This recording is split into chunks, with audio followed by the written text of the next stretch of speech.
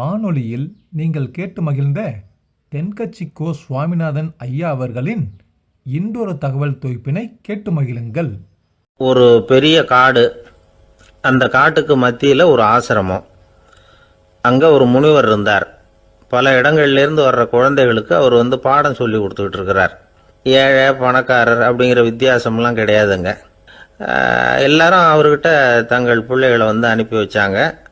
மன்னர்களுடைய பிள்ளைங்க கூட அங்கே அவர்கிட்ட தான் படிக்கிறதுக்கு வருவாங்க. ஆனால் அந்த முனிவரை பொறுத்த வரைக்கும் எல்லா பிள்ளைங்களும் ஒன்று தான்.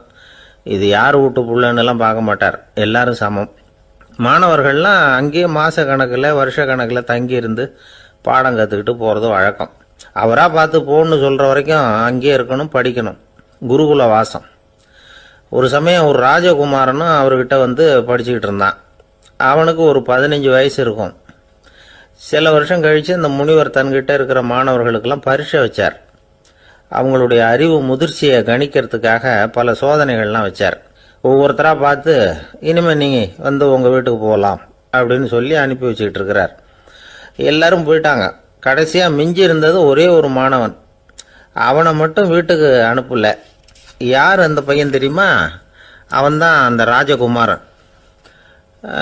ராஜகுமாரனுடைய தந்தைக்கு, அதுதான் இந்த ராஜாவுக்கு, அங்கே வயசு ஏறிக்கிட்டே போகுது. என்ன இது, படிக்க போன பையன் இன்னும் திரும்பி வரலையே அப்படின்னு நினைச்சார். வந்துட்டா சீக்கிரமாக அவனுக்கு பட்டம் கட்டிவிட்டு நாம் விலகிக்கலாமே அப்படின்னு நினச்சாரு. கல்யாணம் வேற பண்ணி பார்க்கணும் பையனுக்கு. ஆனால் பையன் வர்ற வழியை காணும். ராஜா பார்த்தார். சரி, நேர்லேயே போய் என்னன்னு தெரிஞ்சுட்டு வந்துடுவோம் அப்படின்னு காட்டுக்கு புறப்பட்டார். அங்கே போய் முனிவரை பார்த்தார். முனிவர் இவரை அன்பாக வரவேற்று உட்கார வச்சார். அதுக்கப்புறம் ராஜா மெதுவா, எல்லாரையும் வீட்டுக்கு அனுப்பி வச்சுட்டீங்களாமே, ஏன் பிள்ளைய மட்டும் அப்படின்னு சொல்லி மெதுவாக இழுத்தார். முனிவர் இதுக்கு உடனே பதில் சொல்லலை. ராஜாவை கூப்பிட்டுட்டு போய் விருந்தினர் குடிசையில் தங்க வச்சார். அதுக்கப்புறம் சொன்னார், உங்கள் மகன் எல்லா பாடங்கள்லையும் முதலிடம் வாங்கியிருக்கான். இப்படி முதலாவதாக வர்ற மாணவனுக்கு நாங்கள் இன்னொரு தேர்வு வைக்கிறது வழக்கம். அதுலேயும் அவன் முதலாவதாக வந்துட்டான்னா அவன் ஒரு பெரிய வித்வான் அப்படிங்கிற கௌரவத்தை அடைஞ்சிருவான் அப்படின்னார். அதாவது முனிவர் அப்படி சொல்கிறார். அப்படி சொல்லிவிட்டு போயிட்டார் அவர். ராஜா அங்கேயே தங்கிட்டார். ராத்திரி படுத்து தூங்கினார். காலையில் எழுந்திரிச்சு அந்த குடிசைக்கு வெளியில் வந்தார் பல்லு விளக்கிறதுக்காக. அந்த சமயத்தில் தூரத்தில் ஒருத்தன் ஒரு கையில் கோடாலியை வச்சுக்கிட்டு தலையில் ஒரு பெரிய விறகு கட்டை சுமந்துக்கிட்டு வந்துக்கிட்டு இருக்கிறது மாதிரி தெரிஞ்சது. யாராவது விறகு வெட்டியாக இருக்கும் அப்படின்னு நினைச்சார் ராஜா. கிட்ட வந்ததும் உத்து பார்க்குறாரு. பார்த்தா அது தன்னோட புள்ள. திகைச்சு போயிட்டார். என்ன இது, ஒரு ராஜகுமாரனை கூட இது மாதிரி வேலையெல்லாம் செய்ய சொல்கிறாங்களே அப்படின்னு நினைச்சார். ராஜகுமாரன் விறகு கட்டை கொண்டுகிட்டு போய் கொல்லை பக்கம் வச்சான். அந்த சமயம் முனிவர் அங்கே வந்தார். என்ன மகனே, விறகு வெட்டிட்டு வந்துட்டியா? சரி, இப்போ ஒரு துடைப்பத்தை எடுத்துக்கோ, விருந்தினர் குடிசையின் வாசல் பக்கத்தை கூட்டி பெருக்கி சுத்தம் பண்ணு போ அப்படின்னார். அப்படியே செய்கிறேன் குருவே அப்படின்னு சொல்லிவிட்டு போனான். சுத்தம் பண்ண ஆரம்பிச்சிட்டான். ராஜா பார்த்தார் இதை. உடனே ஓடியாந்தார். மகனே, என்ன காரியம் பண்ணுற? துடைப்பத்தை கீழே போடுனார். இப்போ அந்த ராஜகுமாரன் சொல்கிறான், தந்தையே, இது என்னுடைய குருதேவரோட உத்தரவு. இங்கே நான் ஒரு மாணவன். இங்கே அரசனும் ஒன்று தான், ஆண்டியும் ஒன்று தான். குருதேவர் சொல்கிறத மறுக்காமல் செய்கிறது தான் எங்கள் கடமை அப்படின்னா. இந்த சமயம் முனிவர் அங்கே வந்தார். இவனை முதுகில் தட்டி கொடுத்தார். அப்புறம் ராஜா கிட்ட சொன்னார், அரசே, உங்கள் புள்ள எங்கள் கடைசி தேர்வுலையும் வெற்றி பெற்றுட்டான். பணிவு தான் மாணவர்களின் மிக உயர்ந்த குணம். குருநாதர் சொல்றது மனசுக்கு பிடிக்கலன்னா கூட மறுக்காம செய்யணும். அப்படி செய்யறதுனால எதை செய்யலாம் எதை செய்யக்கூடாது அப்படிங்கிற விவேகம் அவங்களுக்கு வந்துடும். செய்யக்கூடாததை கூட பெரியவங்க சொல்லிவிட்டா செஞ்சுதான் ஆகணும் அப்படிங்கிற பணிவு அவங்களுக்கு வந்துடும். இந்த குணம் வந்துட்டுதுன்னா அவங்க எத்தனை கடினமான வேலையா இருந்தா கூட ரொம்ப சுலபமா செஞ்சு முடிச்சிருவாங்க. தூக்கத்திலேயும் அப்புறம் துக்கத்திலேயும் தோண்டு போட மாட்டாங்க. இந்த பணிவும் விவேகமும் அவங்க கிட்ட மன உறுதியை ஏற்படுத்தும். அந்த உறுதி உங்க பையனுக்கு வந்தாச்சு. இனிமே அவனை நீங்க அழைச்சிட்டு போகலாம். அவன் நிச்சயமா பேரும் புகழும் பெறுவான் அப்படின்னார். ராஜா அவரை பார்த்து, குருதேவா, புரிஞ்சுக்கிட்டேன், என்னை மன்னிக்கணும் அப்படின்னாரு. அதுக்கப்புறம் மகனை அழைச்சிக்கிட்டு நாட்டுக்கு திரும்பி வந்துட்டார். இந்த கதையை இன்று ஒரு தகவலில் சொல்லுங்க சார். உங்கள் நிகழ்ச்சியில் சொல்லுங்கள் சார் அப்படின்னு சொல்லி மாணவர்கள் கேட்டால் பணிவாக இருக்கிறது எப்படி அப்படிங்கிறத புரிஞ்சுக்குவாங்க அப்படின்னு சொன்னார் ஒருத்தர். சரி சொல்லுவோம், அதுக்கு முன்னாடி நேர்லேயே ஒரு பையன்கிட்ட சொல்லி பார்க்கலாமே அப்படின்னு தோணுச்சு. உடனே ஒரு பையனை கூப்பிட்டோம். ஏன்பா உங்கள் வாத்தியார் உனக்கு இது மாதிரி ஒரு பரீட்சை வச்சா என்ன பண்ணுவேன் அப்படின்னு கேட்டோம். நானும் அப்படி தான் சார் நடந்துக்குவேன், விறகு வெட்டுவேன், தொடப்பத்தினால கூட்டி சுத்தம் பண்ணுவேன், உடனே செஞ்சு முடிச்சிருவேன் சார் அப்படின்னா. பலே பரவாயில்லையே அப்படின்னோம். ஆமாம் சார், அப்படி செஞ்சால் தானே வீட்டுக்கு அனுப்புவார், இல்லைன்னா இன்னொரு வருஷம் இங்கேயே இருந்து படின்னு சொல்லி விடுவாரே, அதனால் அப்படி செய்வேன் அப்படிங்கிறான் அந்த பையன்.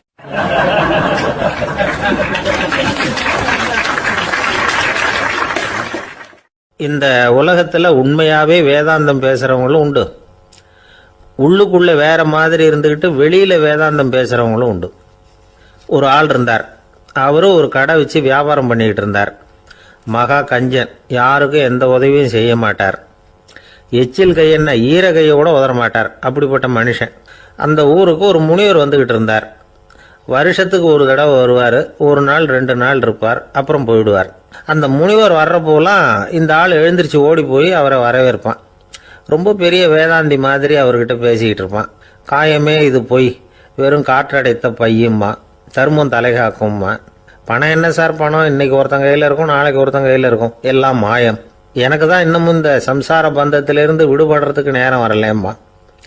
அந்த முனிவரும் இந்த ஆள் இப்படி சொல்கிறத கேட்ட உடனே, ஏப்பா அப்படி சொல்கிற, இப்போ கூட நீ சரின்னு சொல்லு, உனக்கு தீட்சை கொடுத்து இதிலிருந்து விடுபடுற ஞானத்தை போதிக்கிறேன் பார். உடனே அந்த ஆள் என்ன சொல்லுவான் தெரியுமா? ஐயோ சாமி, இப்போ அது எப்படிங்க முடியும், பிள்ளைங்கள்லாம் சின்ன சிறுசுங்க, அதுகளுக்கெல்லாம் ஒரு கல்யாணம் காட்சின்னு செஞ்சு கடமையை முடிச்சுட்டா நீங்கள் சொல்கிறபடி செஞ்சு விடலாமா. சரி, இன்னும் முனிவர் போயிடுவார். அடுத்த வருஷம் வருவார். இவன் வழக்கம் போல் வேதாந்தம் பேசுவான். சரி தீட்சை கொடுக்குறேன் வா அம்பார். பேரம்பேத்தியை பார்க்கணும், கோர்ட்டில் கேஸ் ஒன்று இருக்குது, அது முடியணும் அப்படின்னு தயங்க ஆரம்பிச்சிருவான். எல்லாம் சொல்லுவான், ஆனால் குடிக்கிறதுக்கு தண்ணி கூட கொடுக்க மாட்டான். ரொம்ப வருஷம் கழித்து மறுபடியும் ஒரு நாள் அந்த ஊருக்கு முனிவர் வந்தார். இவன் கடைக்கும் வந்தார். அப்புறம் அங்கே கல்லாவில் நம்ம ஆள் இல்லை, அவன் புள்ள தான் உட்காந்துருக்கிறான். அப்பாவை போலவே புள்ளையும் எழுந்திரிச்சு ஓடியாந்து முனிவரை வரவேற்றான். அப்பா எங்கன்னு விசாரிச்சார் முனிவர். ஐயோ அதை ஏன் கேட்குறீங்க சாமி, உங்ககிட்ட தீட்சை வாங்கி இந்த சம்சார பந்தத்திலேருந்து விடுதலை பெறணும்னு சொல்லிக்கிட்டே இருப்பார், அது நிறைவேறாமலே போய் சேர்ந்துட்டார். போன மாதம் ஒரு நாள் திடீர்னு நெஞ்சு வலிக்குதுன்னார், அவ்வளவுதான் போட்டுன்னு போயிட்டார் அப்படின்னு புலம்புனான் பையன். இதை கேட்டதும் முனிவர் சிரிச்சாரான். அவன் எங்கடா போவான், உன் அப்பா எங்கேயும் போகல, இதோ வாழை ஆட்டிக்கிட்டு உன் காலடியிலே இருந்துகிட்டு இருக்கான் பார் அப்படின்னு சொல்லி அங்கே நின்றுக்கிட்டு இருந்த ஒரு நாயை சுட்டி காட்டினாரான். என்ன சாமி சொல்கிறீங்க அப்படின்னு ஆச்சரியமாக கேட்டிருக்கான் பையன். உடனே முனிவர் அந்த நாயோட தலையில் ஒரு தட்டு தட்டி பேசுகிறா அப்படின்னாரான். உடனே அந்த நாய் வேதாந்தம் பேச ஆரம்பிச்சுட்டு தான். காயமே இது போய் வெறும் காற்றடைத்த பை அப்படின்னு தான். முனிவர் சொன்னார், அடே இப்போவும் ஒன்றும் கெட்டு போகல, நீ விரும்புனா சொல்லு, உனக்கு தீட்சை கொடுத்து என் பின்னாடியே அழைச்சிட்டு போயிடுறேன், அங்கே அழைச்சிட்டு போய் உனக்கு ஞானத்தை போதிக்கிறேன், வர்றியா அப்படின்னு கேட்டிருக்கார். உடனே அந்த நாய் சொல்லிச்சான், ஐயோ அதை ஏன் கேட்குறீங்க சாமி, நான் உண்ணாமல் தின்னாமல் ஏராளமான சொத்து சேர்த்து வச்சுட்டேன். என் பிள்ளைங்க அதோட பெருமை தெரியாமல் ராத்திரி நேரம்லாம் கதவை திறந்து போட்டுட்டு தூங்கிடுவாங்க. அதனால் இப்படி நாயாக பிறந்து ராத்திரி பகலாக சுற்றி சுற்றி காவல் காத்துக்கிட்டு கிடக்கிறேன். இப்போ எப்படி சாமி வர முடியும் அப்படின்னு கேட்டுதான். அறியாமையிலேயே சுகம் கண்டு இப்படி இருக்கிற ஆளுங்களுக்கு எப்படி விடுதலை கிடைக்கும், எப்போ விடுதலை கிடைக்கும் அப்படின்னு கேட்குறார் தசாவதானி, திருக்குறள் பேர் ராமையா. அவர் கேட்குறது நியாயம் தானே. இந்த காலத்து பையன் ஒருத்தன் அப்பா கிட்ட சொன்னான், அப்பா இன்னைக்கு நான் 1 ரூபா மிச்சப்படுத்தி விட்டேன் அப்படின்னு. நானும் அப்படியா என்னடா பண்ணேன்னு கேட்டிருக்கார் அப்பா. டவுன் பஸ்ஸில் ஏறாமல் அது பின்னாடியே ஓடியாந்தேன், 1 ரூபா மிச்சம் தானே அப்படின்றான். அட பாவி, ஒரு ஆட்டோ பின்னாடி ஓடியாந்துருந்தா 10 ரூபா மிச்சமாயிருக்குமே, வேஸ்ட் பண்ணிட்டியே அப்படின்னாரான் அந்த அப்பா. ஒரு ஆள் அழுதுகிட்டு இருந்தான். ஏன்டா அழுகுறேன்னு கேட்குறார் ஒருத்தர். இழக்கிறதுக்கு எதுவும் இல்லை அதனால் அழறேன்னா. என்னடா சொல்கிறேன்னார். கிட்ட வாங்க சொல்கிறேன்னா. இந்த மணி பர்ஸை வேற ஒருத்தன் பாக்கெட்லேருந்து திருடினேன், அப்புறம் தான் புரிஞ்சுது அவங்ககிட்ட இழக்கிறதுக்கு எதுவும் இல்லைங்கிறது. ஆமாங்க இது காலி பர்ஸு, அதனால் இப்போ அழுதுகிட்டு இருக்கிறேன், திருடியும் பிரயோஜனம் இல்லை அப்படின்னு சொல்லிவிட்டு அழுதானா.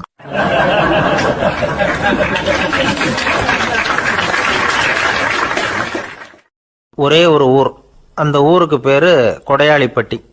அந்த பேருக்கு தகுந்த மாதிரி தான் அந்த ஊர் மக்களும். யார் என்ன கேட்டாலும் இல்லைன்னு சொல்லாமல் கொடுப்பாங்க. கொடையாளிகள் நிறைந்த ஊர். இனாமா மட்டும் இல்லை, கடனாகவும் பணம் கொடுப்பாங்க.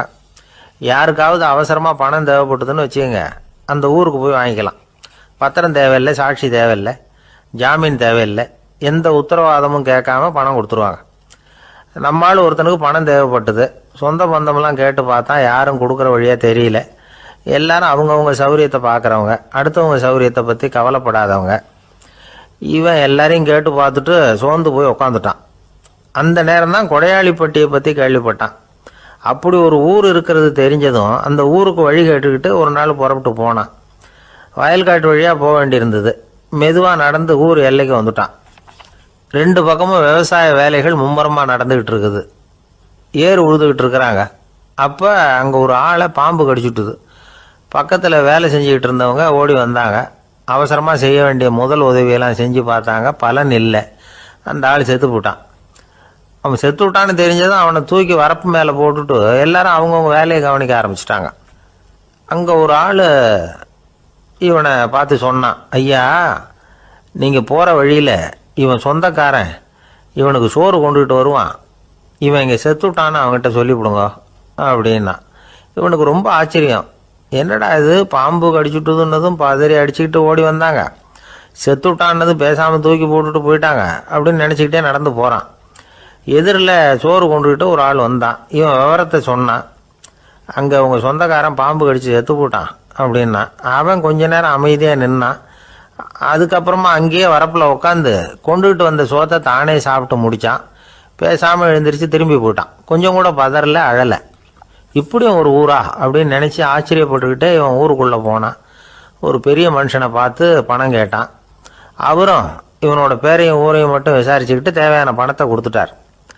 பணத்தை வாங்கிட்ட பிறகு தன்னுடைய மனசை அரிச்சுக்கிட்டு இருந்த அந்த விஷயத்தை பற்றி கேட்டான். ஐயா, வழியில் ஒருத்தன் செத்துட்டான், அவனை அப்படியே தூக்கி வரப்பில் போட்டுட்டு எல்லாரும் வயல்வெளி வேலைகளை பார்த்துக்கிட்டு இருக்கிறாங்களே அப்படின்னா.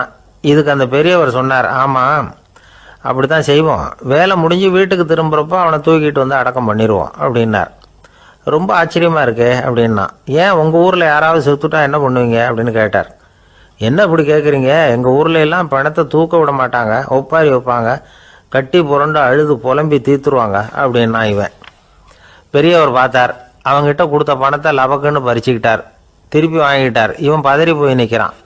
அவர் சொன்னார், பணத்தையே விட மாட்டேன்னு கட்டுப்பிடிச்சி அழுதா நான் கொடுத்த பணத்தை மட்டும் எப்படி திருப்பி கொடுக்க போகிறேன், போயிட்டு வா அப்படின்னு விரட்டி விட்டாரான். இந்த கதையை நண்பர் ஒருத்தர் சொன்னார்.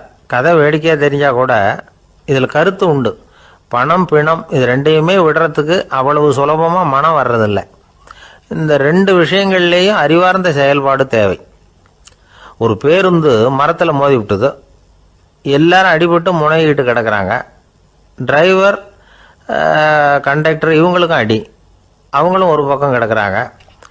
ஒரு மூலையில் கிடக்கிற ஒருத்தன் மெதுவாக முக்கி முனகி கண்டக்டர்னு சத்தம் போடுறான். கண்டக்டர் மெதுவாக நகர்ந்து அவங்ககிட்ட போய் என்னன்னு விசாரிக்கிறார். அவன் ரொம்ப சிரமப்பட்டு வாயை திறந்து ஒரு 15 காசு சில்லற பாக்கி அப்படின்னானான்.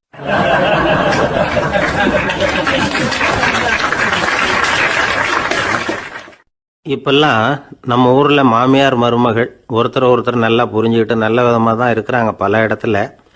அதனால் நான் இப்போ சொல்ல போகிற கதையை கேட்டுவிட்டு இந்த காலத்தில் அவ்வளவு மோசமாக யார் சார் நடந்துக்கிறாங்க அப்படின்னு கேட்டு யாரும் சண்டைக்கு வரக்கூடாது. இன்னொரு உண்மையையும் சொல்லிவிடுறேன். அதாவது இந்த கதையை நமக்கு எழுதி அனுப்பி இருக்கிறதே கொஞ்ச நாளில் மருமகளாகவும் அதுக்கப்புறம் கொஞ்ச காலத்தில் மாமியாராகவும் ஆக போகிற ஒரு நேயர் தான். சரி, இந்த கதைக்கு வருவோம். அதாவது ஒரு சின்ன குடும்பம். அந்த வீட்டில் மாமியார் ஆட்சி. அவங்க வச்சது தான் சட்டம். பிள்ளையாண்டான் எப்படின்னா அம்மா சொல்கிறதையும் கேட்டுக்குவான், மனைவி சொல்கிறதையும் கேட்டுக்குவான். நமக்கு என்னத்துக்கு வம்புங்கிற டைப்பு. மருமகள் பேரில் குறை கண்டுபிடிக்கிறதுலேயே அந்த மாமியாருக்கு ஒரு சுவாரஸ்யம். சின்ன சின்ன விஷயத்துலலாம் குத்தம் கண்டுபிடிச்சிக்கிட்டே இருக்கிறாங்க. பொதுவாக எல்லாரும் எப்படின்னா ஏதாவது ஒரு காரணத்துக்காக சண்டை போட்டுக்கிட்டு இருப்பாங்க. அந்த அம்மா எப்படின்னா ஏதாவது ஒரு சண்டையை போடுறதுக்காக காரணத்தை தேடிக்கிட்டு இருப்பாங்க. அப்படி ஒரு மனசு. அந்த மருமக பொண்ணு பாவம் பயந்து பயந்து ஒவ்வொரு காரியமும் செஞ்சுக்கிட்டு வந்தது. இப்படியே பல வருஷம் ஓடி போட்டுது. அந்த மாமியாருக்கும் ரொம்ப வயசாகிட்டுது. இருந்தாலும் அந்த பழைய சுபாவம் மட்டும் மாறவே இல்லை. திடீர்னு ஒரு நாள் பக்கவாதம் வந்து அந்த அம்மாவுக்கு ஒரு பக்கம் கை கால் இழுத்துக்கிட்டுது. வாய் சுத்தமாக பேச முடியாமல் போயிட்டுது. சத்தம் மட்டும் வரும்.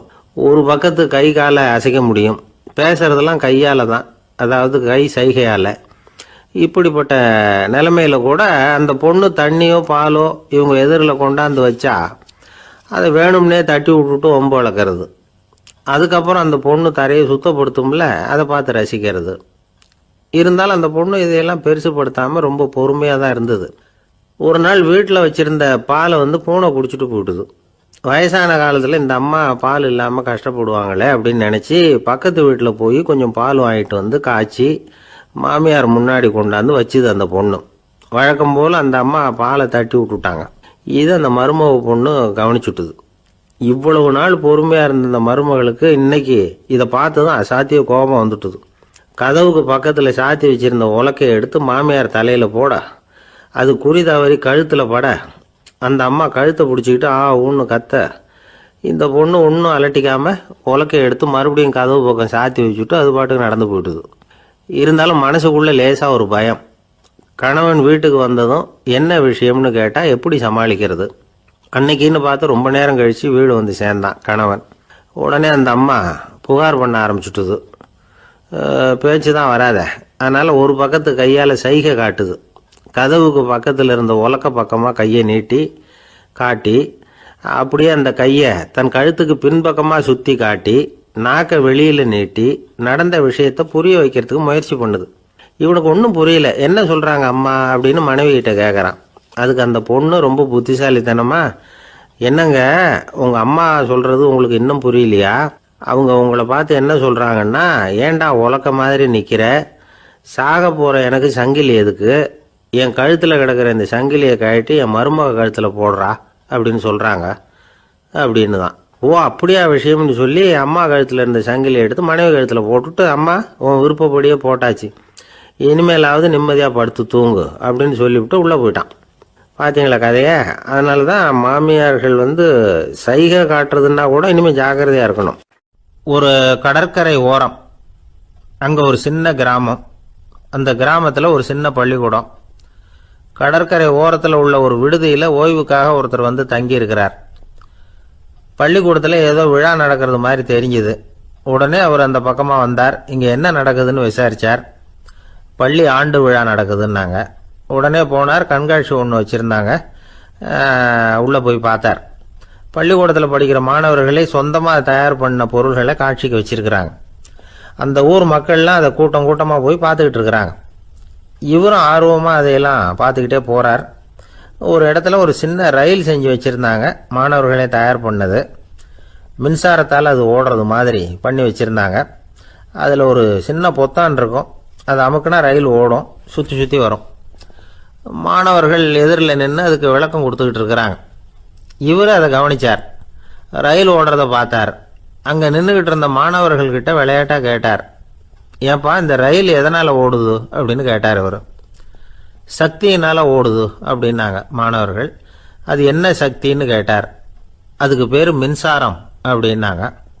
சரி, நீங்கள் மின்சாரத்தை பார்த்துருக்குறீங்களா அப்படின்னார். நாங்கள் பார்த்தது இல்லைங்க, ஆனால் இதை செய்யறதுக்கு எங்களுக்கு உதவி பண்ண ஆசிரியர் ஒரு பட்டதாரி, ஒரு கால் அவர் பார்த்துருக்கலாம் அப்படின்னாங்க. அவர் எங்கே இருக்காருன்னு கேட்டார். இதோ அழைச்சிட்டு வர்றோம்னு ஓடினாங்க. அவர் அழைச்சிட்டு வந்தாங்க. அவர்கிட்ட ஒரு பெரியவர் கேட்டார், மின்சாரத்தை நீங்கள் பார்த்துருக்குறீங்களா அப்படின்னு. மின்சாரத்தை பார்க்குறதாவது நான் பார்த்ததே இல்லை. நான் பார்த்தது அது செயல்படுற விதத்தை தான். அது விளக்கை எரிய வைக்குது, ரயிலை ஓட வைக்குது, இது மாதிரி எத்தனையோ எந்திரங்களை செயல்பட வைக்குது. ஆனால் உண்மையிலேயே அது என்னன்னு எனக்கு தெரியாது. ஒருவேளை இந்த பள்ளிக்கூடத்து தலைமை ஆசிரியருக்கு தெரிஞ்சிருக்கலாம், ஏன்னா அவர் ஒரு மேல்நிலை பட்டதாரி அப்படின்னாராம் அவர். சரின்னு போய் தலைமை ஆசிரியரை கூப்பிட்டுக்கிட்டு வந்தாங்க. அவர்கிட்டையும் இதே கேள்வி கேட்டாராம் அவர். மன்னிக்கணும், இந்த கேள்வி இதுவரைக்கும் யாரும் என்கிட்ட கேட்டதில்லை. சக்தியை யாரும் பார்க்க முடியாது, ஆனால் அது செயல்படும் விதத்தை தான் பார்க்க முடியும் அப்படின்னாராம் அவர். இப்போ இதுவரைக்கும் கேட்டுக்கிட்டு இருந்த பெரியவர் சிரித்தார். சிரிச்சுட்டு சொன்னாராம், சரி அதுக்காக ஒன்றும் கவலைப்படாதீங்க, என்னுடைய பெயர் தாமஸ் ஆல்வா எடிசன் அப்படின்னாராம். இதை கேட்டதும் அங்கே இருந்தவங்களுக்கெல்லாம் அதிர்ச்சி, ஆச்சரியம். என்னது, நீங்கள் தானா எடிசன்? நீங்கள் எவ்வளவு மின்சார கருவிகளை உண்டாக்கி இருக்கிறீங்க, நீங்களா இந்த கேள்வியை கேட்டது அப்படின்னாங்களாம். ஆமாம், நான் தான் கேட்குறேன், ஏன்னா நானே மின்சாரத்தை பார்த்தது கிடையாது அப்படின்னாராம் அவர். அன்புங்கிறது இப்படிப்பட்டது தாங்கிறார் ஓஷோ. அன்புங்கிறது நம்ம உடற்கூறு அமைப்பில் இல்லை, அது நம்ம உடம்புல உள்ள சுத்த சக்தியின் வெளிப்பாடு. அதை உணரத்தான் முடியுமே தவிர பார்க்க முடியாது. அன்பே உன்னை வந்து நான் என் இருதயத்தில் வச்சிருக்கிறேன் அப்படின்னுலாம் சொல்லுவான். இதெல்லாம் சும்மா. இது வந்து டாக்டர்கள் சொல்கிற இருதயம் கிடையாது. அது வந்து ரத்தத்தை தள்ளுகிற ஒரு கருவி, அவ்வளவுதான். ஞானிகள் சொல்லுகிற இதயம் வேற, அது கண்ணுக்கு புலப்படாத ஒரு சக்தி. என்னுடைய இதயம் ரொம்ப விசாலமானது சார் அப்படின்னார் ஒருத்தர். அப்படிங்களான்னு ரொம்ப மரியாதையா, ஆமாங்க டாக்டர் அப்படி தான் சொல்கிறார், கொஞ்சம் வீங்கி போய் பெருசாக இருக்குதான் அப்படின்னார்.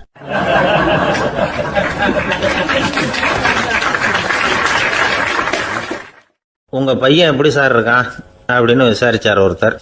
அவன் என்ன சார், எதை சொன்னாலும் காதில் வாங்க மாட்டேங்கிறான், அவன் பாட்டுக்கு போகிறான் வர்றான் அப்படின்னு சொல்லி அழுத்துக்கிட்டார் அப்பா.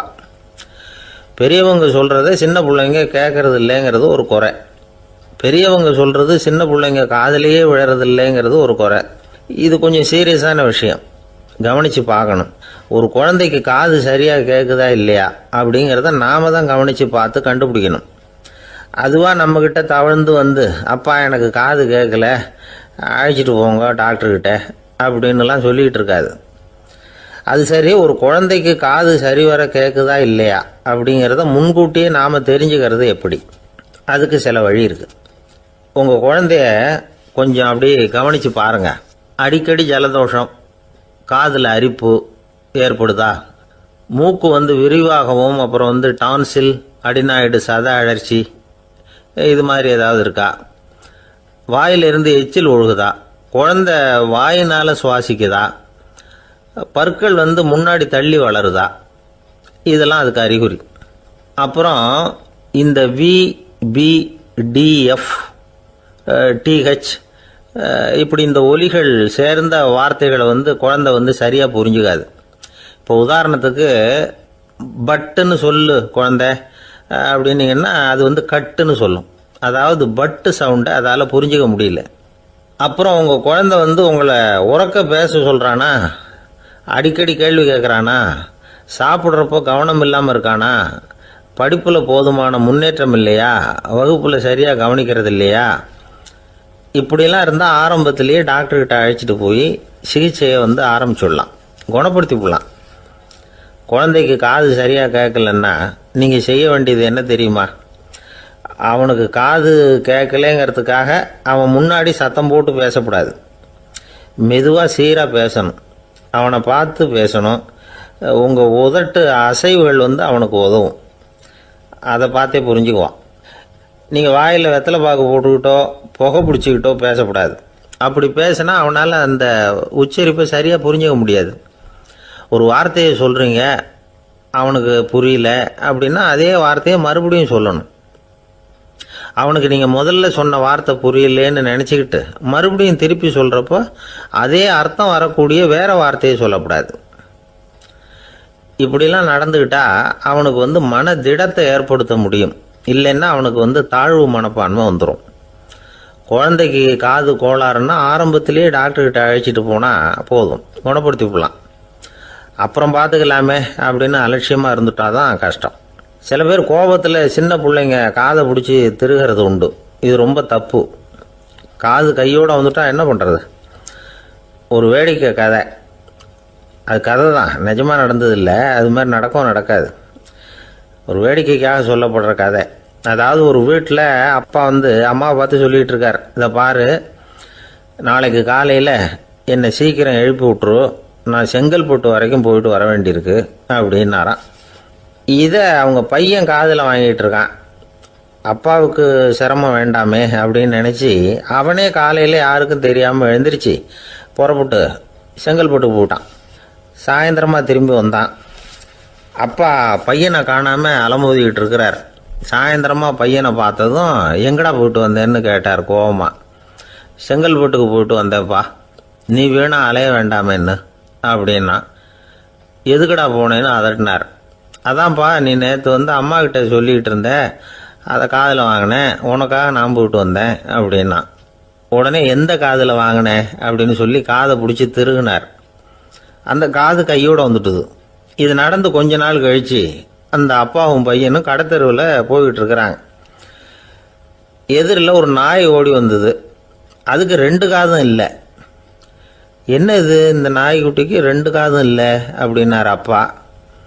அதுக்கு பையன் சொல்கிறான், அப்பா அது 2 தடவை செங்கல்பட்டுக்கு போயிட்டு வந்துடுவோம் அப்படின்னானா. பிரிட்டிஷ் ஆட்சி நடந்துக்கிட்டு இருந்த காலம் 1920களின் கடைசி. அப்போ நடந்த ஒரு உண்மை நிகழ்ச்சி இது. ஒரு கல்யாண மாப்பிள்ளை ரயிலில் இறங்க போகிறார். அவரை வரவேற்க ஒரு ராஜ குடும்பமே காத்துக்கிட்டு இருக்குது. மங்களூர்லேருந்து இறங்குற அந்த மாப்பிள்ளை யார் தெரியுமா? ஒரு நாய். உண்மைதான், அந்த நாய்க்கு தான் கல்யாணம். சுதேசி சமஸ்தானத்து மன்னர்களில் ஒருத்தர் ஜூனாகட் மகாராஜா. அவரோட வளர்ப்பு நாய் ரோஷனாரா. அதுக்கு கல்யாணம் பண்ணி வைக்கணும்னு ஆசைப்பட்டார். மாப்பிள்ளை தேடினார். மங்களூர் மகாராஜாவோட வளர்ப்பு நாய் ஒன்று இருந்தது, பேர் பாபி. இது 2க்கும் கல்யாணம் நடத்த முடிவு பண்ணார். திருமணத்துக்கு வேண்டிய எல்லா ஏற்பாடுகளையும் பண்ணுங்க அப்படின்னு உத்தரவு போட்டார். ஆயிரக்கணக்கான அழைப்புதழ்கள், பல சமஸ்தான மன்னர்கள், ஜமீன்தார்கள், பிரிட்டிஷ் அதிகாரிகள், பெரிய பணக்காரங்க, இப்படி நிறைய பேருக்கு அழைப்புதழ்கள் அனுப்பி வச்சாங்க. பத்திரிகையை பார்த்தவங்கெல்லாம் திகைச்சு போயிட்டாங்களாம். இருந்தாலும் என்ன பண்ணுறது, ராஜாவே அழைக்கிறார், போகாமல் இருக்க முடியுமா? அந்த சமயத்தில் நாட்டின் கவர்னர் ஜெனரலாக இருந்தவர் இர்வின் பிரபு, அவருக்கும் ஒரு பத்திரிகை போயிருக்குது. வாங்கி பார்த்ததும் அவருக்கு பயங்கர எரிச்சல். உடனே குப்பை தொட்டியில் போட்டுவிட்டாராம். மாட்சிமை தங்கிய பிரிட்டன் சக்கரவர்த்தியின் பிரதிநிதியான தன்னை கேவலம் ஒரு நாயின் திருமணத்துக்காக அழைக்கிறதா அப்படின்னு அவருக்கு ஆத்திரம். இருந்தாலும் கல்யாணம் பிரமாதமாக நடந்துதான். கல்யாணத்தன்னைக்கு பொண்ணுக்கு ஸ்பெஷல் குளியல், தண்ணீருக்கு பதிலாக வாசனை திரவியங்கள், பன்னீர், குளித்ததுக்கு அப்புறம் அலங்காரம், வைர மாலை, முத்து மாலை, ஏகப்பட்ட அலங்காரம். மாப்பிள்ளையை அழைக்கிறதுக்கு ரயில்வே ஸ்டேஷனில் ராஜ குடும்பமே காத்துக்கிட்டு இருக்குது. அவங்களோட வளர்ப்பு நாய்கள் 250. அத்தனை நாய்களுக்கும் பட்டு துணி போத்தி இருக்குது. முத்து வடங்கள் அணிவிச்சிருக்கிறாங்க. எல்லாம் ராஜ நாய்கள். அதுகளையும் வீதியில் நடக்க விடலையாம். அதுகளை சுமந்துக்கிட்டு போக அலங்கரிக்கப்பட்ட யானைகள் காத்துக்கிட்டு இருக்குதான். மாப்பிள்ளைக்கு வரவேற்பு எப்படி தெரியுமா? அது நடந்து வர்ற பாதை பூரா ரத்தன கம்பளம் விரிச்சிருக்குது. 2 பக்கமும் ராஜாங்க அதிகாரிகள் கைகட்டி நிற்கிறாங்க. அரசு படை வீரர்கள் அணிவகுப்பு மரியாதை செலுத்துகிறாங்க. அந்த நாய் ராஜ மரியாதையோடு நடந்து வருது. நகையெல்லாம் போட்டுக்கிட்டு வருது. திருமண மண்டபத்துக்கு சேருது. அங்கே கல்யாணம் அமோகமாக நடக்குது. இந்த திருமணத்தை முன்னிட்டு அந்த ஜூனாகட் சமஸ்தானத்துக்கு 3 நாள் விடுமுறை வேறு. கல்யாணத்துக்கு வந்திருந்தவங்களுக்கெல்லாம் ஏக தடபுடலாக விருந்து, நாட்டியம் எல்லாம் பிரமாதமாக நடந்து தான். இந்த கல்யாணத்தில் கலந்துக்க வந்திருந்த மற்ற சமஸ்தானத்து மன்னர்கள், தீவான்கள், அரச குடும்பத்தினர், இப்படி அவங்க 700 பேராம். அவங்க போகிறதுக்காக விசேஷ ரயில்கள்லாம் வேற விட்டுருக்காங்க. கல்யாணம் முடிஞ்சதும் அந்த நாய் தம்பதிகளோட பெரிய பெரிய மன்னர்கள்லாம் ஒன்றா உட்காந்து சாப்பிட்டாங்களாம். ஏர் கண்டிஷன் அறையில் அந்த தம்பதிகள் கொஞ்ச காலம் வாழ்ந்துருக்கிறாங்க. கொஞ்ச நாளில் மாப்பிள்ளைக்கு மரியாதை குறைய ஆரம்பிச்சுட்டுது. வெளியில் துரத்தி விட்டாங்களாம். அந்த பெண் நாய் மட்டும் ராஜ போகங்களை அனுபவித்து வந்து தான். இந்த கல்யாணத்தை பார்த்துட்டு தொடர்ந்து மற்ற சமஸ்தானத்து மன்னர்களும் நாய் திருமணங்கள் நடத்த ஆரம்பிச்சுட்டாங்களாம்.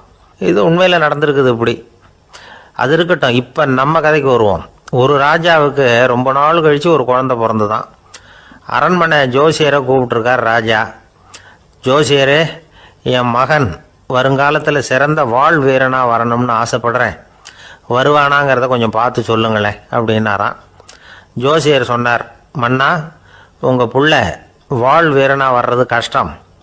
ஆனால் அவரும் உங்களை மாதிரியே நாய்க்குட்டிகள் பேரில் பிரியமாக இருப்பார், அதுகளுக்கு கல்யாணமும் பண்ணி வைப்பார் அப்படின்னாராம். அது எப்படி கண்டுபிடிச்சிங்க அப்படின்னு கேட்டிருக்கார் ராஜா. அரசே, உங்கள் பிள்ளைக்கு வாழ் மேலே உள்ள பிரியத்தை காட்டிலும் நாய் மேலே உள்ள பிரியம் அதிகங்கிறதுக்கான அறிகுறி இப்போவே தெரியுது. நல்லா கவனித்து பாருங்க. அவர் வாழ்னு கத்துறாரு அப்படின்னாரு. கவனித்து பார்த்துட்டு அப்படி எனக்கு காதில் விழலையே அப்படின்னாராம் மன்னர். அதனால தான் சொன்னேன், அவர் கத்துறது வாழ்னு கத்தலை, வள்ளுன்னு கத்திக்கிட்டு இருக்கார், அதனால தான் அப்படி சொன்னேன் அப்படின்னாராம் அரண்மனை ஜோசியர். ஒரே ஒரு ஊரில் ஒரு அம்மா இருந்தாங்க. அந்த அம்மாவுக்கு ஒரே ஒரு பிள்ளையாண்டான்.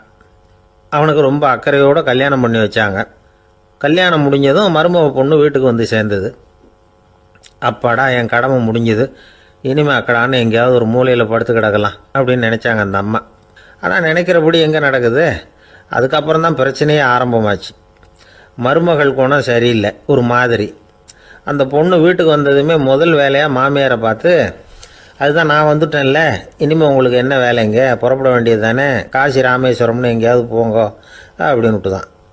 மாமியாரை பார்த்தாங்க, கொஞ்சம் யோசனை பண்ணாங்க. இந்த பாருமா, நீ இப்படி சொல்கிறதுக்கு முன்னாடியே வீட்டை விட்டு புறப்படணுங்கிற முடிவுக்கு நான் வந்துட்டேன். வீட்டை மட்டும் இல்லை, இந்த உலகத்தை விட்டே கூட போகிறதுக்கு தயாராக இருக்கிறேன். ஆனால் ஒரே ஒரு விஷயத்துக்காக என் உயிரை கையில் பிடிச்சிக்கிட்டு இருக்கிறேன் அப்படின்னாங்களாம். என்ன விஷயம்னு கேட்டது இந்த மருமக பொண்ணு. வேற ஒன்றும் இல்லை, என் பிள்ளைக்கு கல்யாணம் பண்ணி வச்சுட்டேன். ஒரு பேர புள்ள பிறந்து அதை என் கண்ணால் பார்த்துட்டேன்னா நான் எங்கே வேணும்னாலும் போகிறதுக்கு தயாராக இருக்கிறேன் அப்படின்னாங்களாம் அந்த மாமியார். மாமியார் இப்படி சொல்கிறதுலேயும் நியாயம் இருக்கிறதாக பட்டுது அந்த பொண்ணுக்கு. சரி, அப்படியே இருந்து பார்த்துட்டு போகலாம் அப்படின்னு அனுமதி கொடுத்தது. கொஞ்ச காலத்தில் ஒரு பேரன் பிறந்தான். அந்த அம்மாவும் பேரனை கண்ணால் பார்த்துட்டாங்க. சரி, பேரனை பார்த்தாச்சுல்ல, இனிமேல் புறப்பட வேண்டியது தானே அப்படின்னது மருமக பொண்ணு. மாமியார் பார்த்தாங்க, நீ சொல்கிறது சரிதாம்மா, அதில் ஒன்றும் தப்பு இல்லை. என்னோட பேரன் உங்களை அம்மா அப்பான்னு கூப்பிடுறத என் காது குளிர கேட்டுட்டு போயிடுறேனே அப்படின்னாங்களாம். சரி, அந்த ஆசையை நிறைவேறட்டும் அப்படின்னு காத்துக்கிட்டு இருந்தாங்க. பேரன் வளர்ந்தான், நடந்தான், பள்ளிக்கூடம் போனால் பெரியவனானான். மருமக பொண்ணு மறுபடியும் மாமியாரை விரட்ட ஆரம்பிச்சுட்டுது, இன்னும் புறப்புள்ளையான்னு. இதை பாருமா, இது வரைக்கும் இருந்துட்டேன். பேரனோட கல்யாணத்தையும் கண்ணால் பார்த்தா தான் இந்த கட்டை வேகும் போல் இருக்குது அப்படின்னு சொல்லி ஒரு மாதிரியாக பேச ஆரம்பித்தாங்க. இதுவும் நியாயமான ஆசையாக தான் படுது அப்படின்னு அது யோசிச்சிருக்கு அந்த பொண்ணு. சரின்னு அதுக்கும் ஒத்துக்கிட்டது. உடனே பேரனுடைய கல்யாணமும் முடிஞ்சது ஒரு வழியாக. இனிமே ஒரு நொடி கூட இங்கே இருக்கக்கூடாது, புறப்படுங்க அப்படின்னு மாமியாரை விரட்டிச்சான் அந்த பொண்ணு. இப்போ அந்த மாமியார் தன்னோட மருமகளை பார்த்து சொல்கிறாங்க, இதோ கிளம்பிட்டேம்மா, என் மூட்டை முடிச்செல்லாம் கட்டிக்கிட்டேன், புறப்பட்டுவிட்டேன். அப்படியே நீயும் உன் துணிமணிகளை மூட்டை கட்டிக்கிட்டு கிளம்பிடும், என்னோட சேர்ந்து 2 பேருமா சேர்ந்து போயிடலாம் அப்படின்னாங்களாம். அந்த பொண்ணு முழிக்குது. முழிக்காதே, உனக்கும் ஒரு மருமக வந்துட்டா, இனிமேல் நீயும் ஒரு மாமியார் தானே, உனக்கும் இனிமேல் இங்கே வேலை இல்லை, புறப்படு அப்படின்னாங்களாம். அப்போ தான் அந்த பொண்ணு சிந்திக்க ஆரம்பிச்சுதான், தன்னோட தவறு புரிஞ்சுதான். இந்த தகவலை கேட்டுக்கிட்டு இருக்கிற மருமகள்லாம் இதை பற்றி கொஞ்சம் யோசித்து பார்க்கணுங்கிறதுக்காகத்தான் இதை சொல்கிறோம் மாமியார்கள் சார்பாக. கொஞ்ச நாளைக்கு முன்னாடி ஒரு பொண்ணை பார்த்து பேசுகிற சந்தர்ப்பம் கிடைச்சிது ஒரு கல்யாண வீட்டில். அந்த பொண்ணு சொல்லிச்சு, சார் எனக்கு கல்யாணம் ஆகி 15 வருஷம் ஆகுது, நான் மாமியார்கிட்ட சண்டை போட்டதே இல்லை அப்படின்னு ரொம்ப அடக்கமாக சொல்லிச்சு. அது எப்படிம்மா சாத்தியமாச்சுன்னு கேட்டோம். எனக்கு கல்யாணம் ஆகி 15 வருஷம்தான் ஆச்சு, ஆனால் என் மாமியார் செத்து போய் 20 வருஷத்துக்கு மேலே ஆயிட்டுது அப்படின்னுது.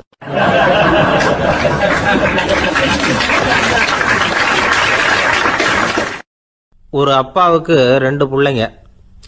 மூத்தவன் ரொம்ப அடக்கம், அப்பா எது சொன்னாலும் கேட்பான், பெரியவங்களுக்கு கீழ்ப்படிஞ்சு நடப்பான். இளையவன் அப்படி இல்லை, தான் நினைச்சதை தான் சொல்லுவான், செய்வான். அடுத்தவங்க சொல்கிறத கேட்க மாட்டான், அடங்கி நடக்க மாட்டான். இந்த 2 பேரில் யாரை உங்களுக்கு பிடிக்கும்? பெரியவனை தான் பிடிக்கும், ஏன்னா அவன் தான் சொல்கிற பேச்சை கேட்குறவன் அப்படின்னு சொல்லுவீங்க. ஆனால் ஒரு ஞானி என்ன சொல்கிறாரு தெரியுமா? ஒரு குழந்தை அதன் அறிவுக்காக மதிக்கப்பட வேண்டுமே தவிர அதனுடைய கீழ்ப்படியும் தன்மைக்காக அல்ல அப்படிங்கிறார். நம்ம குழந்தைகளை சுயமாக சிந்திக்கிறதுக்கு நாம் விடுறதில்லை, மற்றவங்கள பார்த்து காப்பி அடிக்கிறதுக்கு தான் நாம் அவங்களுக்கு கற்றுக் கொடுக்குறோம். புகழ்பெற்ற மனிதர்கள் சிலருடைய பேரை சொல்லி நீயும் அவர் மாதிரி ஆகணும், இவர் மாதிரி ஆகணும் அப்படின்னு சொல்லிகிட்டே இருக்கிறோம். குழந்தைகள் தங்களுடைய தனித்தன்மையை வளர்த்துக்கிறதுக்கு நாம் தடையாக இருக்கிறோம். ஒரு குழந்தைகிட்ட அனாவசியமாக நம்பிக்கையை வளர்த்துடக்கூடாது, எந்த கோட்பாட்டையும் திணிக்கக்கூடாது. நாம் ஏற்கனவே அர்த்தமில்லாத கருத்துக்களையும் கொள்கைகளையும் மனசில் போட்டு நிரப்பி வச்சிருக்கிறோம். இந்த உலகத்துக்கு புதுசாக சேர்ந்திருக்கிற ஒரு குழந்தையின் தூய்மையான மனசில் நம்ம கருத்துக்களை அறிமுகம் செய்ய அல்லது திணிக்கிறதுக்கு நமக்கு எந்த அதிகாரமும் கிடையாது. ஒரு குழந்தைய நீ இந்த மதத்தை சேர்ந்தவன் அப்படின்னு பிறந்ததுமே ஒரு முத்திரை குத்தி போடுறோம். இது அதோட சுதந்திரத்தை ஆரம்பத்திலேயே கிள்ளி எறியறது மாதிரி தான். நீங்கள் ஒரு மதத்தின் வழிமுறைகளை கடைப்பிடிச்சிக்கிட்டு வர்றீங்க, அந்த வழியில் போய்கிட்டு இருக்கிறீங்க, சரி, அதனால் போகிறீங்க. அதுக்காக உங்கள் குழந்தையையும் அதே வழியில் தான் வரணும் அப்படின்னு கட்டாயப்படுத்துறதுக்கு உங்களுக்கு என்ன உரிமை இருக்குது? அந்த குழந்தை சுயமாக சிந்திச்சு ஒரு முடிவுக்கு வரட்டுமே அதுக்கு நீங்கள் ஏன் தடையாக இருக்கிறீங்க? நமக்கு உண்மையிலேயே நம்ம குழந்தை மேலே அன்பு இருந்தால் இது மாதிரி திணிப்பு வேலைகளை செய்யக்கூடாது. திணிப்பு வேலைகளிலிருந்து குழந்தைகளை காப்பாற்றினா போதும். அதுதான் ரொம்ப முக்கியம். அடுத்த தலைமுறை அற்புதமான தலைமுறையாக உருவாகும். நாம தான் சாதி மத சங்கடங்களில் மாட்டிக்கிட்டு தவிக்கிறோம். அவங்களாவது சாதி மத வேறுபாடு இல்லாத சமுதாயத்தை பார்க்கட்டுமே, அந்த சௌகரியங்களை அனுபவிக்கட்டுமே. அதுக்கு நாம் என்ன செய்யணும்னா ஒன்றும் செய்யாமல் இருந்தால் போதும். ஒரு குழந்தைகிட்ட நம்ம கருத்தை திணிக்கும் பொழுது என்ன ஆகுது தெரியுமா? அது அவனை அவங்கிட்ட இருந்தே அப்புறப்படுத்தி விடுது. அவனுடைய தனித்தன்மையை அழிச்சுடுது. அவனை ஒரு எல்லைக்குள்ளே திணிச்சுடுது. இதெல்லாம் அன்புங்கிற பேரால் பெற்றோர்கள் செய்கிற தப்பு. இதெல்லாம் கேட்டுக்கிட்டு இந்த காலத்தில் அப்பா ஒருத்தர் சொன்னார், நான் கருத்துக்களை எல்லாம் என் பையன்கிட்ட திணிக்கிறது இல்லைங்க, ஆனால் அதிகமாக சாப்பிட சொல்லி கட்டாயப்படுத்துவேன் அப்படின்னார். உங்கள் வீட்டு சமையல் அவ்வளோ நல்லா இருக்குமான்னு கேட்டாங்க. நல்லா இருந்தால் நான் ஏன் அவனை சாப்பிட சொல்லி கட்டாயப்படுத்த போகிறேன் அப்படின்னார். காஞ்சிபுரத்தில் பல்லவ ராஜா ஒரு கோவில் கட்டினார், கைலாசநாதர் கோவில். அதுக்கு கும்பாபிஷேகம் பண்ணுறதுக்கு ஒரு நாள் குறிப்பிட்டு அதுக்கு வேண்டிய ஏற்பாடுகள்லாம் பண்ணினார். முதல் காரியமாக கடவுளை வேண்டிக்கிட்டார், நீங்கள் இந்த கும்பாபிஷேகத்துக்கு நேரில் வந்து கலந்துக்கணும்னார். கடவுள் அந்த ராஜா கனவுல வந்தார். நீ கும்பாபிஷேகம் வச்சிருக்கிற அதே நாளில் அதே நேரத்தில் எனக்கு இன்னொரு ஊரில் ஒரு கும்பாபிஷேகம் இருக்குது, அதுக்கு போக வேண்டியிருக்கு. அதாவது திருநின்ற ஊரில் என்னுடைய பக்தர் ஒருத்தர், அவரும் ஒரு கோயில் கட்டி கும்பாபிஷேகம் செய்கிறார். நான் அதுக்கு போக வேண்டியிருக்கு, அதனால் உன்னுடைய தேதியை நீ மாற்றி வச்சுக்கோ அப்படின்னார். கடவுள் தான் எங்கேயும் இருக்கிறவராச்சே, அவர் நினச்சா 2 இடத்துலையும் இருந்து கோயில் கும்பாபிஷேகத்தை நடத்த முடியாதா? ஏன் அப்படி செய்யலை? அது ஒரு முக்கியமான காரணத்துக்காக தான். திருநின்ற ஊரில் இருந்த பூசலாருங்கிற அந்த அடியாரின் பெருமையை இந்த உலகத்துக்கு எடுத்து காட்டணுங்கிறதுக்காகத்தான் கடவுள் அந்த ராஜா கிட்ட அப்படி சொன்னார். சரி, அந்த அடியார் அப்படி என்னதான் பெருசாக கோயில் கட்டி விட்டார்? ராஜா கட்டின கோயிலை விட பெருசா? அவர் கட்டினது கருங்கல்லாலேயோ மண்ணாலேயோ மரத்தாலேயோ இல்லை. அவர் கட்டின கோயில் வேற மாதிரி. அது மனசால கட்டின கோயில், மனசுக்குள்ளே இருக்கிற கோவில், மனக்கோவில். அந்த அடியார் தன்னோட மனசுக்குள்ள மாசக்கணக்காக ஒவ்வொரு கல்லாக சேர்த்து கட்டின கோவில். இந்த விஷயம் ராஜாவுக்கு தெரியாது. அவர் என்ன நினச்சுட்டாரு, அது நாம கட்டின கற்கோயிலை விட ரொம்ப பெருசாக இருக்கும் போல இருக்கு அப்படின்னு நினச்சுட்டாரு. சரி, அப்பேற்பட்ட அந்த கோயிலை தரிசனம் பண்ணிவிட்டு வருவோம் அப்படின்னு நினச்சி ராஜா திருநின்ற ஊருக்கு போகிறார். அங்கே போய் பார்த்தா கோயிலையும் காணும், ஒன்றையும் காணும். கடைசியில் பூசலார் கட்டின மனக்கோவில் தான் அதுங்கிறத அவர் புரிஞ்சுக்கிறார். உடனே அந்த அடியாரின் காலில் விழுந்து வணங்குறார். அவரோ, இது மனசால முயன்ற கோவில், இதுக்கு இத்தனை பெருமையா அப்படின்னு ஆச்சரியப்படுறார். இதில் ஆச்சரியப்படுறதுக்கு ஒன்றும் இல்லை. ஆண்டவன் விரும்புறது அகபக்தியையே தவிர புற தோற்றங்களே அல்ல. இதை நாம் புரிஞ்சுக்கிட்டோம்னா நமக்குள்ள எந்த வேறுபாடுகளும் வர்றதுக்கு வழியே இல்லை. இன்னொரு ராஜா இருந்தார். அவர் ஆண்டவனுக்கு படைக்கிறதுக்காக ஒரு தார் நல்ல செவ்வாழை பழமாக எடுத்துக்கிட்டு போகணும்னு நினச்சார். அதனால் நாளே அதை வாங்கிட்டு வர சொன்னார் வேலைக்காரங்கிட்ட. வேலைக்காரன் போனால் கடைத்தெருவில் ஒரு தார் பழம் வாங்கினா, வர்ற வழியில் அவன் குடிசை. அப்படியே எட்டி பார்த்துட்டு போவோமேன்னு நினச்சான். போனான். அங்கே இவனோட குழந்தை பாவம் பசியால் கத்திக்கிட்டு இருக்கு. இவன் பார்த்தான், இவ்வளவு பெரிய தாரில் ஒரு 2 பழம் எடுத்தா தெரியவா போகுது அப்படின்னு நினச்சி ஒரு 2 பழத்தை பிச்சு அந்த குழந்தைகிட்ட கொடுத்தான். அது அதை வாங்கி வயிறார சாப்பிட்டுது, பசி அடங்குச்சு, விளையாட போயிட்டுது. இவன் அதுக்கப்புறம் வாழைப்பழத்தை எடுத்துக்கிட்டு அரண்மனைக்கு வந்தான். 2 பழம் பிச்சிருக்கிறது ராஜாவுக்கு தெரிஞ்சு போச்சு. இவன் உண்மையை சொல்லிவிட்டான். உடனே ராஜா, கடவுளுக்கு படைக்க வேண்டிய பொருளை குழந்தை எச்சில் பண்ண விட்டுருக்கியே அப்படின்னு சொல்லி அவனை கட்டி வச்சு சாட்டையால் அடித்தார் பாவம். மறுநாள் பழத்தை கோயிலுக்கு எடுத்துகிட்டு போனார். கடவுள் முன்னாடி வச்சார். கடவுள் கண்ணை திறந்து பார்த்தார், பழம்லாம் அழுகி இருக்குது. என்ன இது அழுகி போன பழம் அப்படின்னார். ராஜா முழிச்சார். நல்லா தானே இருந்தது அப்படின்னு நினைச்சார். அப்போ கடவுள் அந்த ராஜா கிட்ட சொன்னாராம், இதை பாருப்பா, இந்த தாரில் 2 பழம் தான் நல்ல பழம், அந்த 2 பழங்களையும் நேற்றுக்கே நான் சாப்பிட்டுட்டேன் அப்படின்னாராம்.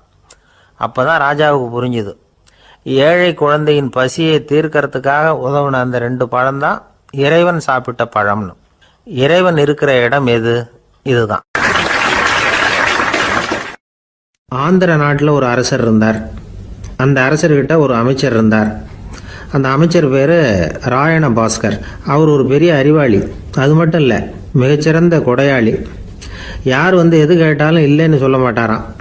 அதன் காரணமாகவே அவர்கிட்ட இருந்த செல்வம் நாளுக்கு நாள் குறைஞ்சிக்கிட்டே வந்துட்டு தான். கடைசியில் குடும்பத்துக்குன்னு எதுவும் வைக்காமலே அவர் போய் சேர்ந்துட்டார். மகனும் இறந்துட்டார். அந்த குடும்பத்தில் மிஞ்சி இருந்தது அவருடைய மருமகள், ஒரு பேரன், அவ்வளவுதான். இருந்த ஒரே சொத்து பழுதடைஞ்ச ஒரு வீடு. அந்த அம்மா மற்ற வீடுகளில் வேலை செஞ்சு தன்னுடைய பிள்ளைய படிக்க வச்சுக்கிட்டு வராங்க. அந்த புள்ள ஒரு பெரிய வள்ளலுடைய பேரனுங்கிறது அந்த பள்ளி வாத்தியார்களுக்கும் தெரியும்.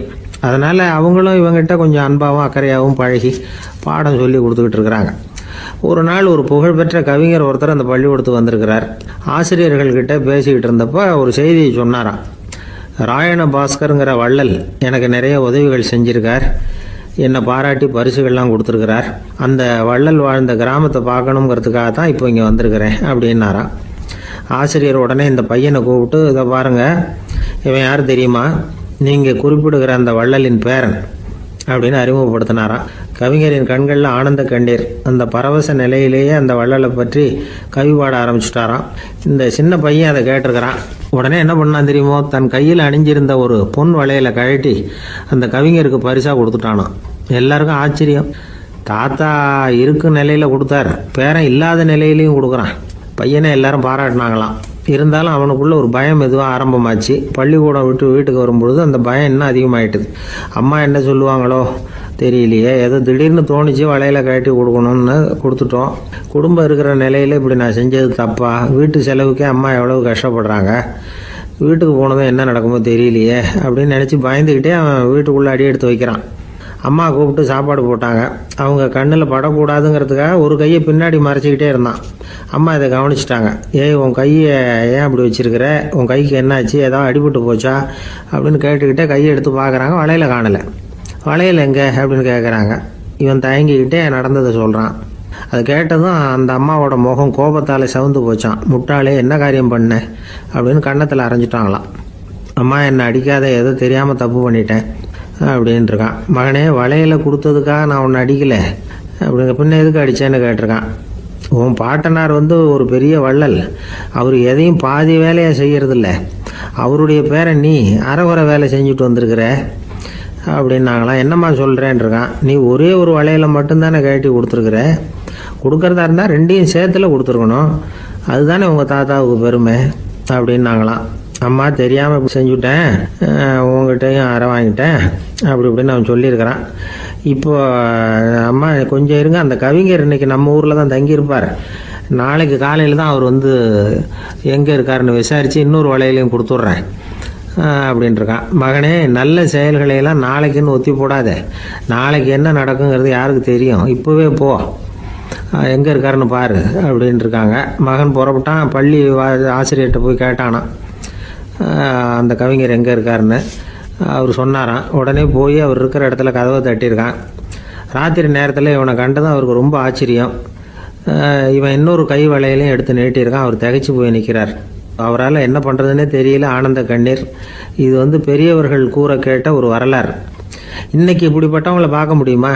வறுமை வள்ளல் தன்மையை ஒன்று செய்து விடாதுங்கிறதுக்கு இது ஒரு உதாரணம். ஒருத்தன் இன்னொருத்தனை பார்த்து கேட்டானா, எங்கள் தாத்தா உங்கள் தாத்தாவுக்கு 100 ரூபா கடன் கொடுத்துருக்கிறார், அதை எப்போ திருப்பி கொடுக்க போகிறேன்னு. கவலைப்படாத, எங்கள் பேரன் அதை உங்கள் பேரன்ட்ட திருப்பி கொடுத்துருவான் அப்படின்னு நானா அவன்.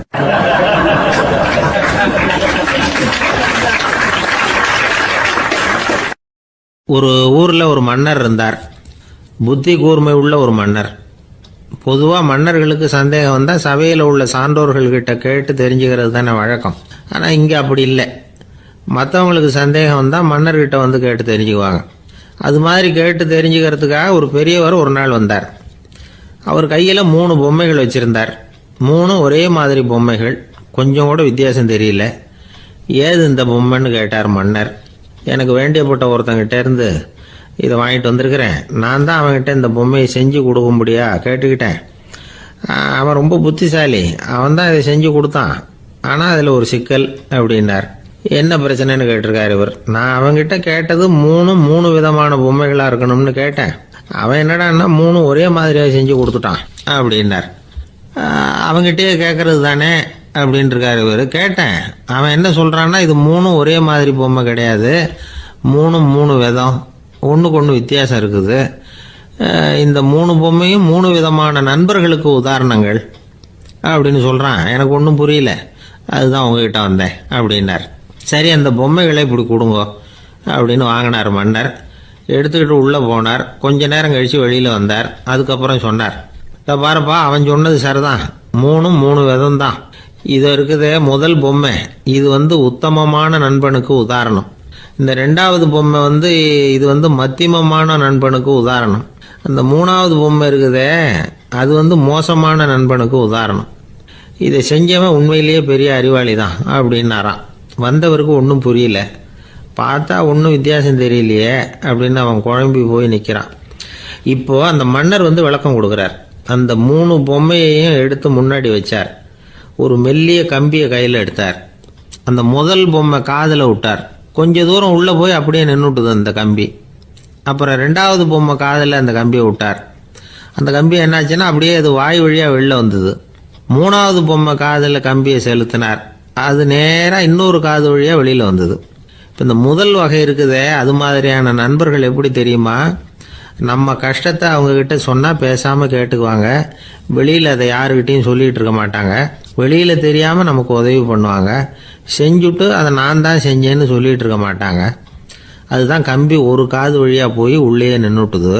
2வது பொம்மையில் கம்பி என்னாச்சு, ஒரு காது வழியாக போய் வாய் வழியாக வெளியில் வருது. இது மாதிரியான நண்பர்கள்கிட்ட நாம் கஷ்டத்தை சொன்னால் அதை அவங்க 4 பேர்கிட்ட போய் சொல்லி நமக்காக உதவி கேட்பாங்க. நமக்குன்னு கேட்டு வாங்கி அதை நம்மகிட்ட கொண்டுகிட்டு கொடுப்பாங்க. இவங்க மத்தியமமான நண்பர்கள். 3வது பொம்மையில் ஒரு காது வழியாக செலுத்துகிற கம்பி இன்னொரு காது வழியாக வெளியில் வந்துடுது. இது மாதிரியான நண்பர்கள்கிட்ட நம்ம கஷ்டத்தை சொன்னால் அவங்க காது கொடுத்து கேட்கறது மாதிரி நடிப்பாங்க. அப்படியே இன்னொரு காது வழியாக அதை வெளில விட்டுருவாங்க. அதை பற்றி கவலைப்பட மாட்டாங்க. இதுதான் இந்த பொம்மைகளுக்குள்ளே இருக்கிற வித்தியாசம் அப்படின்னு விளக்கம் கொடுத்தாராம் மன்னர். படிக்கிற பிள்ளைங்கள்லேயும் இது மாதிரி 3 வகை உண்டு. சில பேர் காதால் வாங்கி மனசில் வச்சுக்குவான். சில பேர் காதால் வாங்கி பேனாவால் எழுதி விடுவான். சில பேர் ஒரு காதால் வாங்கி இன்னொரு காதால் வெளியில் விட்டுருவான். ஒரு பையன் வகுப்பில் ஆசிரியர் பாடம் நடத்தும் பொழுது தலையை வேகமாக ஆட்டி ஆட்டி கேட்பானான். ஏன்டா இப்படி தலையை இப்படி ஆட்டுற அப்படின்னு கேட்டிருக்கான் பக்கத்தில் இருந்தவன். தலையை ஆட்டினா தாண்டா ஒரு காது வழியாக உள்ளே போகிறது, இன்னொரு காது வழியாக வெளியில் வேகமாக வெளில போகும் அப்படின்னானா அந்த பையன்.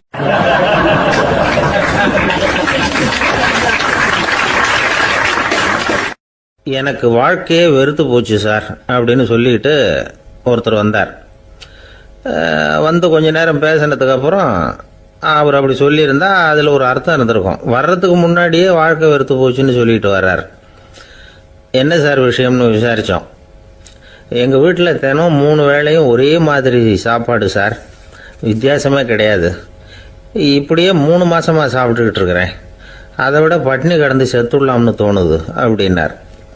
ஒரு பெரியவர் சொன்ன தத்துவத்தை சொல்கிறதுக்கு ஆள் கிடைக்காம தவிச்சுக்கிட்டு இருந்தோம். இப்போ ஒருத்தர் கிடைச்சிட்டார். விட்டுலாமா உடனே அவரை உட்கார வச்சு சொல்ல ஆரம்பிச்சிட்டோம். அதாவது நாம் அனுபவிக்கிற உணர்வுகளில் களிப்பு, மகிழ்வு, ஆனந்தம் இது 3க்கும் ஒன்றுக்கு ஒன்று வித்தியாசம் உண்டு. மேம்போக்காக பார்க்குறதுக்கு இது 3 ஒன்று மாதிரி தோணும். ஆனால் அது அப்படி இல்லை. களிப்புங்கிறது உடம்பை பொறுத்தது, மகிழ்வுங்கிறது மனசை பொறுத்தது, ஆனந்தம்ங்கிறது ஆன்மாவை பொறுத்தது. இப்படி இந்த 3 வகையான அந்த சுவைப்புகளின் தன்மையும் வேற வேற. இப்போ முதல்ல களிப்புங்கிறத எடுத்துக்குவோம். நம்ம புலன்களுக்கு களிப்பை தரக்கூடிய பொருள்களுக்கு சில விசேஷ குணம் உண்டு. அது எப்படின்னா, சீக்கிரமே சலிப்பை உண்டு பண்ணும். ஒருத்தர் அந்த பொருளை எடுத்துக்கிட்டா அது இன்னொருத்தருக்கு குறைஞ்சிரும். உணவு, உடை இதெல்லாம் களிப்பை தரக்கூடிய பொருள்கள்.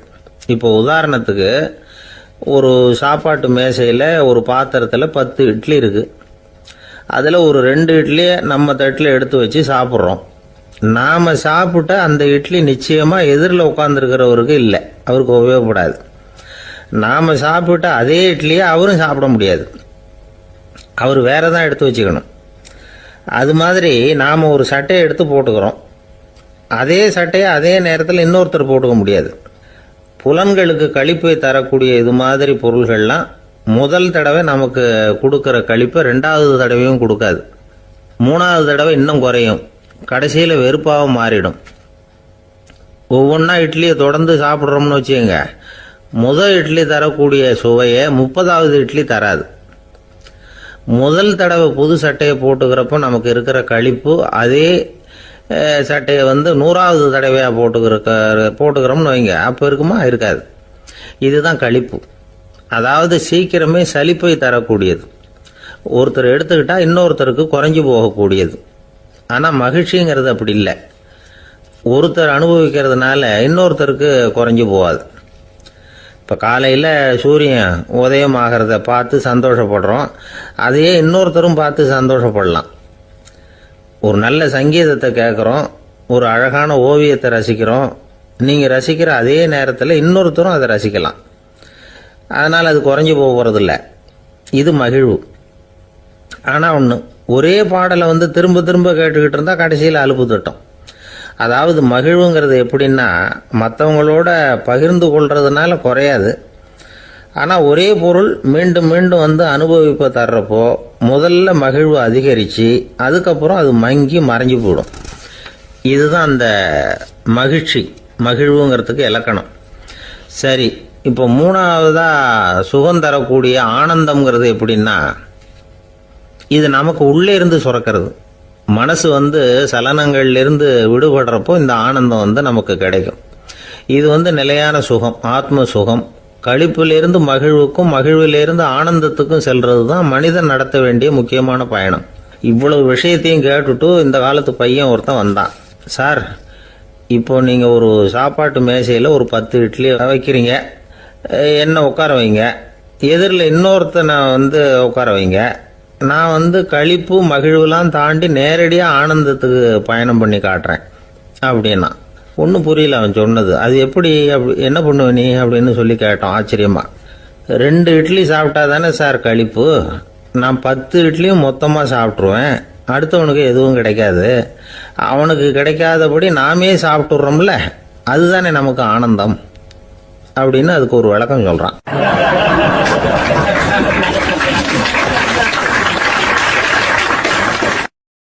இந்த உலகத்தில் மனுஷன் எவ்வளவோ தவறுகள் செய்கிறான். அதுக்கெல்லாம் என்ன காரணம்? அதை பற்றின ஆராய்ச்சி தான் இன்னைக்கு. இதுக்கு ஆராய்ச்சி என்னத்துக்கு, அது தெரிஞ்ச விஷயம் தானே அப்படின்னு நீங்கள் நினைக்கலாம். ஆனால் அப்படி அலட்சியமாக இந்த விஷயத்தை விட்டுறக்கூடாது. பொதுவாக எல்லோரும் நினைக்கலாம் எது சரி எது தவறு அப்படின்னு தெரியாததுனால தான் மனுஷன் தப்பு பண்ணுறான் அப்படின்னு. ஆனால் அப்படி சொல்லிட முடியாது. மனுஷன் வந்து தெரிஞ்சே தான் தவறுகள் பண்ணுறான். இப்போ உதாரணத்துக்கு ஒரு சாலையில் இடது பக்கம் போக வேண்டிய ஒருத்தர் நடுக்கோட்டை தாண்டி வலது பக்கமாக வண்டியை ஓடிட்டு போகிறாருன்னு வச்சுங்க. என்னப்பா இது தப்பு இல்லையா அப்படின்னு அவர்கிட்ட கேட்டால், அதெல்லாம் எனக்கு தெரியும், நீ உன் வேலையை பார்த்துட்டு போ அப்படிம்பார். வலது பக்கமாக போகிறது தப்புன்னு தெரிஞ்சே தான் அவர் அப்படி செய்கிறார், அப்படி போகிறார். பெரிய உத்தியோகத்தில் இருக்கிறவங்க கூட லஞ்சம் வாங்குறாங்க. அவங்களுக்கெல்லாம் லஞ்சம் வாங்குறது தப்புன்னு தெரியலன்னு அர்த்தம். திருடுறது தப்புன்னு தெரியாமலாம் மனுஷன் திருடுறான், நல்லாவே தெரியும். நீங்கள் வேணும்னா கேட்டு பாருங்கள், வேறு வழி இல்லை அதனால தான் திருடுறேன்பா. திருடுறது ஒரு புண்ணியமான காரியம்னு திருடனே கூட சொல்ல மாட்டான். திருடுறது தவறுங்கிறது திருடனுக்கு தெரியும் அப்படிங்கிறத விளக்கறதுக்காக ஒரு பெரியவர் ஒரு கதை சொன்னார். அதாவது 2 திருடர்கள் 2 பேரும் சேர்ந்து ஒரு வீட்டுக்கு போய் ஒரு 10,000 ரூபாயை திருடிட்டு வந்துடுறாங்க. ஒரு காட்டு வழியாக வந்துக்கிட்டு இருக்கிறாங்க. இன்னும் விடியல. 2 பேருக்கும் தூக்கம் கண்ணை சுற்றுது. சரி, இப்படியே ஒரு மரத்தடியில் படுத்து தூங்குவோம், காலையில் விடிஞ்சதும் இந்த பணத்தை 2 பேரும் பங்கு போட்டுக்குவோம் அப்படின்னு முடிவு பண்ணுறாங்க. அதே மாதிரி படுத்து தூங்குறாங்க. நடு ராத்திரியில் ஒரு திருடன் முழிச்சுக்கிறான். விடிகிற வரைக்கும் காத்துக்கிட்டு இருந்தால் 5,000 ரூபா தான் கிடைக்கும், இப்போவே கம்பி நீட்டினா 10,000 ரூபா கிடைக்கும் அப்படின்னு யோசித்து பார்த்துட்டு ஒரு முடிவுக்கு வந்தான். மெதுவாக அந்த 10,000த்தையும் சுருட்டிக்கிட்டு அடுத்தவனுக்கு தெரியாமல் ஓடி போயிட்டான். விடியுது. அடுத்தவன் எழுந்திரிச்சு பார்க்குறான். பணத்தையும் காணலை, பாகஸ்தனையும் காணலை. இந்த திருடன் அந்த திருடனை திட்டுறான். திருட்டு பய, அயோக்கிய பய, இப்படி அநியாயமாக கிளப்பிட்டு போட்டானே அப்படிங்கிறான். இதுலேருந்து என்ன தெரியுது? தெரியாமல் எடுத்துக்கிட்டு போகிறது திருட்டு, அயோக்கியத்தனம், அநியாயம் அப்படிங்கிறது இவனுக்கு தெரிஞ்சிருக்குது. அதனால தான் அடுத்தவனை பார்த்து இப்படி திட்டுறான். அதனால் தெரியாததுனால மனுஷன் தவறு பண்ணுறான்னு சொல்கிறது சரியில்லை. அப்படின்னா மனுஷன் பண்ணுற தவறுகளுக்கு உண்மையான காரணம் தான் என்ன? இதே சந்தேகம் அர்ஜுனனுக்கும் வந்துதான். அதனால தான் அவன் வந்து பகவானை பார்த்து கேட்குறான், மனுஷன் வந்து தன் விருப்பத்துக்கு விரோதமாக ஏதோ ஒரு சக்தியினால பலாத்காரமாக இழுக்கப்பட்டது மாதிரி பாவம் பண்ணுறானே, அந்த சக்தி என்ன அப்படின்னு கேட்குறான். இதுக்கு பகவான் பதில் சொல்கிறார், காமமும் குரோதமும் தான் அந்த சக்திகள் அதாவது ஆசையும் சினமும், இது ரெண்டும் உன்னுடைய எதிரிகள் அப்படிங்கிறத புரிஞ்சுக்கோ அப்படிங்கிறார். இன்னமும் நுணுக்கமா பார்த்தா காமத்தினுடைய மறு உருவங்கள் தான் குரோதமும் லோபமும். ஆசை நிறைவேறலைன்னா குரோதம், அதாவது கோபம். ஆசை நிறைவேறிட்டதுன்னா லோபம், அதாவது பேராசை. பாவத்தை கண்ட்ரோல் பண்ணணும்னா அதுக்கு மெயின் சுவிட்ச் எது அப்படிங்கிறது இப்போதான் தெரியுது. அதுக்கு மனுஷன் தெரிஞ்சே தான் தவறு பண்ணுறான் அப்படின்னு பேசிக்கிட்டோமே. அதுக்கு ஒரு உதாரணம். ஒரு ஆள் ஹோட்டலில் சாப்பிட போனான், சாப்பிட்டு முடித்தான். எழுந்திரிச்சு வந்து முதலாளிகிட்ட பில்லை கொடுத்தான், காசை கொடுக்கல. முதலாளி பணம் கொடுன்னு கேட்டார். இவன் என்கிட்ட பணம் இல்லைன்னா. முதலாளி கொஞ்சம் கூட அலட்டிக்கல. உள்ளே இருந்து ஒரு ஆளை கூப்பிட்டார். இவனை கூப்பிட்டுக்கிட்டு போய் இட்லி மாவு ஆட்ட சொல்லுன்னார். இவனும் கவலைப்படாமல் உள்ளே போயிட்டான். அப்போது அழைச்சிட்டு போகிற ஆள் கேட்குறான், ஏன் சார் சாப்பிட்றதுக்கு முன்னாடி காசு இல்லைங்கிறது உங்களுக்கு தெரியாதா அப்படின்னு கேட்குறான். தெரியும், காசு இல்லைங்கிறதும் தெரியும், காசு இல்லாமல் சாப்பிட்டா மாவாட்டணுங்கிறதும் தெரியும் அப்படின்னா அந்த ஆள். அப்படின்னா நீங்கள் உங்கள் வீட்லேயே சாப்பிட்ருக்கலாமே அப்படின்னு கேட்குறான் அவன். அதுக்கு இவர் சொல்கிறாரு, அது எப்படி, அங்கே சாப்பிட்டாலும் நான் இதே வேலையை தானே செய்ய வேண்டியிருக்கும் அப்படின்னாராம்.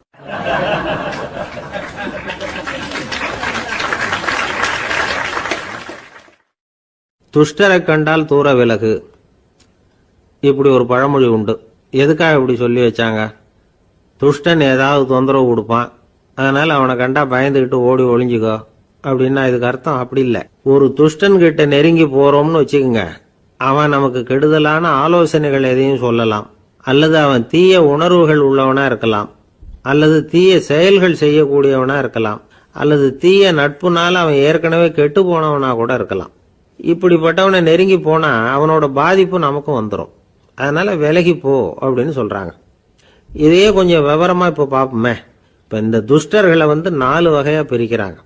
இந்த 4 வகைக்கும் உதாரணம் வேணும்னா வேற எங்கேயும் போக வேண்டியதில்லை, மகாபாரதத்தை பார்த்தாவே போதும். அதுல இந்த 4 வகையான தீயோரும் வர்றாங்க. முதல் வகைக்கு உதாரணம் சகுனி. இவன் மனசுல எப்பவும் தீய எண்ணங்கள் தான் நிறைஞ்சிருக்கும். கனவுல கூட தீய ஆலோசனைகள். யாராவது ஒருத்தர் நல்லபடியா வாழ்ந்தா அதை இவனால சகிச்சிக்க முடியாது. இப்படிப்பட்டவனோட நெருங்கிய தொடர்பு துரியோதனனுக்கு கிடைச்சது. துரியோதனன் எப்படின்னா அவன் ஏற்கனவே தீய காரியங்கள் செய்யறதுக்கு தயங்காதவன். அப்படிப்பட்டவனுக்கு தீய போதனைகள் செய்யறதுக்கு சகுனி உதவுனான். இந்த 2 பேரோட சகவாசம் இன்னொருத்தனுக்கு கிடைச்சது. அவன் யாருன்னா துச்சாதனன். அவன் தீய நடத்தை உள்ளவன். இந்த 3 பேரும் ஒண்ணு சேர்ந்தா என்னத்துக்கு ஆகும்? உலகமே கெட்டு போடும்ல. இந்த 3 துஷ்டர்களோட நல்லவன் ஒருத்தன் சேர்ந்தான். அவன் தான் கர்ணன். கர்ணன் இயல்பாவே உத்தம குணம் உள்ளவன். அவன் நல்லவங்களோட சேராம இப்படிப்பட்ட கெட்டவங்க கிட்ட நட்பு வச்சுக்கிட்டான். அதனால அவனும் தீய செயல்களில் ஈடுபடுறது மாதிரி ஆயிடுது. துரியோதனனுடைய நண்பனா அவனுடைய ஆதரவுல வளர்ந்ததுனால அவனுக்கு துணையா இருக்க வேண்டி இருக்குது அப்படின்னா. நட்பு உரிமையினால உதவி புரிய வேண்டியது சரிதான், அது தப்புன்னு சொல்ல முடியாது. இருந்தாலும் தீய செயல்களுக்கு உதவி செய்யறது சரியில்லை. புத்தி பலம் புஜ பலம் எல்லாம் இருந்தா கூட தெய்வ பலம் இல்லைன்னா ஜெயிக்க முடியாது. கர்ணன் மகா வீரன். இருந்தாலும் கடைசியில் அவன் கதி என்னாச்சு? அவங்ககிட்ட எல்லா நல்ல குணங்களும் இருந்தது, இருந்தாலும் ஏன் இப்படி ஆச்சு? தீயவர்களுடைய சேர்க்கை தான் காரணம். அவங்களோட சேர்ந்ததுனால இவனையும் அப்படியே நினைக்க ஆரம்பிச்சுட்டாங்கல்ல. 4 வகை துஷ்டர்கள்ல இவனும் ஒரு வகை அப்படின்னு சொல்ல ஆரம்பிச்சிட்டாங்க. அதாவது தீய ஆலோசனைக்கு சகுனி, தீய உணர்வுகளுக்கு துரியோதனன், தீய செய்கைக்கு துச்சாதனன், தீய நட்புக்கு கர்ணன். இப்படி உதாரணமாயிட்டான். அதனாலதான் துஷ்டரை கண்டால் தூர விலகு அப்படின்னு சொன்னாங்க. அது புராண காலம். இப்பெல்லாம் நிலைமை கொஞ்சம் வேற விதமா இருக்குது. அன்னைக்கு ஒரு நாள் அப்படிதான் ஒரு காட்டு பாதையில யாரோ ஒருத்தர் அடிபட்டு கிடந்தார். யாரோ ஒரு துஷ்டன் அவனை அடிச்சு போட்டுட்டு போயிட்டான் போல இருக்கு. அந்த வழியா போன ஒருத்தர் பரிதாபப்பட்டு அவனை போய் தூக்குனார், ஆறுதல் சொன்னார். இதை பாருங்க, இந்த வழியா எப்பவும் தனியா வரக்கூடாது, ஏன்னா இங்க ஒரு ரவுடி இருந்துகிட்டு வர்றவங்க போறவங்களெல்லாம் வழிப்பறி பண்ணிட்டு இருக்கிறதா கேள்விப்பட்டிருக்கிறேன் அப்படின்னாராம். இனிமே அப்படி கேள்விப்பட மாட்டீங்க அப்படின்னு நானா அந்த ஆளு. ஏன்னு கேட்டிருக்காரு இவர். அவன் சொல்லியிருக்கான், நான் தான் சார் அந்த ரவுடி, இந்த வழியா போனவங்க கிட்ட தகராறு பண்ணேன், அவங்க தான் என்ன இப்படி அடிச்சு போட்டு என்கிட்ட இருந்த பணத்தை எல்லாம் புடுங்கிட்டு போட்டாங்க சார், காலம் ரொம்ப கெட்டு போச்சு அப்படின்னு நானா ரொம்ப பரிதாபமா.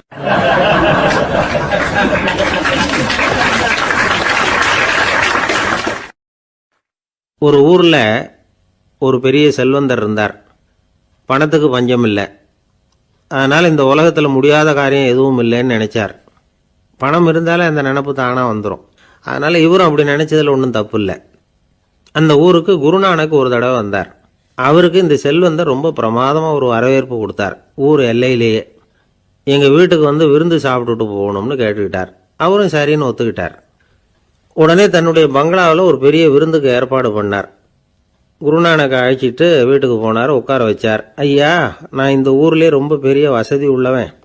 என்னால் எல்லாம் முடியும். உங்களுக்காக நான் என்ன செய்யணும்னு சொல்லுங்கள். எதுவாக இருந்தாலும் பரவாயில்ல, எவ்வளவு செலவானாலும் பரவாயில்ல, என்னால் செய்ய முடியும். என்ன செய்யணும்னு சொல்லுங்கள், அது போதும், நான் செய்கிறேன் அப்படின்னு நான் ரொம்ப பணிவா. இதை கேட்டதும் குருநானக் சிந்திச்சார் கொஞ்ச நேரம். அதுக்கப்புறம் தன்னோட சட்டை பைக்குள்ளே கையை விட்டு ஒரு பழைய ஊசி ஒன்று எடுத்தார்.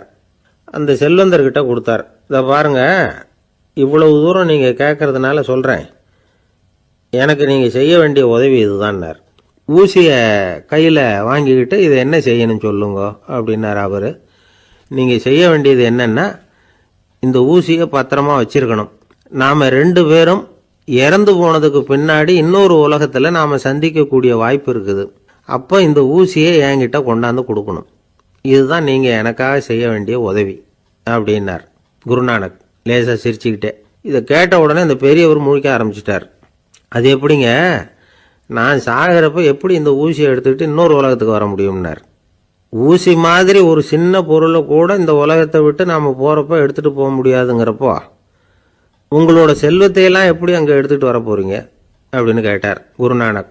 அதுக்கப்புறம் தான் அந்த பெரியவர் யோசிக்க ஆரம்பித்தாராம். குருநானக் சொல்கிறார், இதை பாருங்கள், நாம் செய்கிற நல்லது கெட்டது தான் கடைசி வரைக்கும் நம்ம கூட இருக்கும்.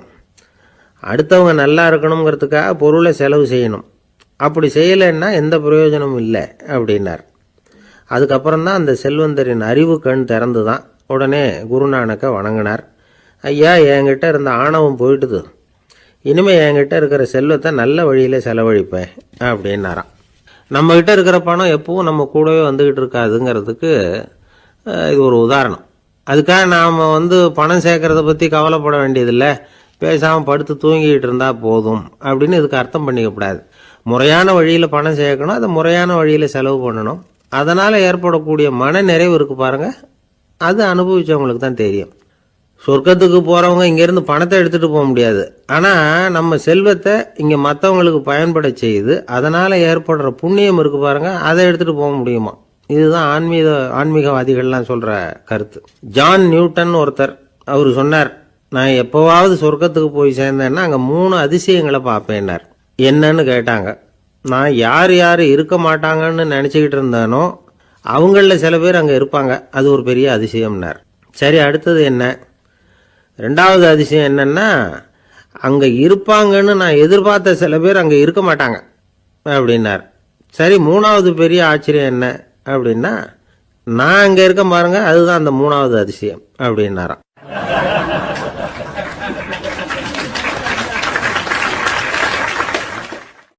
ஒரு மனுஷனை பார்த்து என்கிட்ட வாலாட்டாதே அப்படின்னு சொன்னால் அவன் நம்மக்கிட்ட ஏதோ வம்புக்கு வர்றான்னு அர்த்தம்.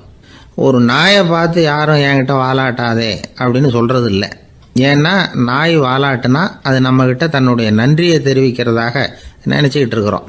ஆனால் அது அப்படி இல்லை அப்படின்னு சொல்கிறாங்க அது சம்பந்தமான நிபுணர்கள். ஒரு நாய் தன்னுடைய வாலை இந்த பக்கமும் அந்த பக்கமுமா இப்படியும் அப்படியும் ஆட்டிக்கிட்டு இருந்தா அது பதட்டத்தில் கூட இருக்கலாம். நாய் நட்பாக இருந்தாலும் வாலாட்டும், ஆத்திரத்தில் இருந்தாலும் வாலாட்டும், கோபத்தில் இருந்தாலும் வாலாட்டும், குழப்பத்தில் இருந்தாலும் வாலாட்டும், மகிழ்ச்சியாக இருந்தால் கூட அது வாலாட்டும். அதை நாம் தப்பாக புரிஞ்சுக்கிட்டு அதுக்கிட்ட போய் மாட்டிக்கக்கூடாது. நாயை பற்றி எனக்கு நல்லா தெரியும் அப்படின்னு சொல்கிறவங்க கூட அதுக்கிட்ட கடி வாங்கிட்டு நிற்கிறது உண்டு. நிபுணர்கள் என்ன சொல்கிறாங்க தெரியுமா? எப்போவுமே நாய்கள் திடீர்னு கடிச்சு விடுறதில்ல, கடிக்கிறதுக்கு முன்னாடி சில அறிகுறிகளை காட்டும். அதை சரியாக புரிஞ்சுக்கிட்டோம்னா தப்பிச்சுக்கலாம். ஒரு வீட்டுக்கு போகிறீங்க, அங்கே புதுசாக ஒரு நாயை பார்க்குறீங்க, உடனே அதுக்கிட்ட போய் குனிஞ்சு சிரிச்சுக்கிட்டே அது தலையில் தட்டுறீங்க. இது ரொம்ப தப்பான்.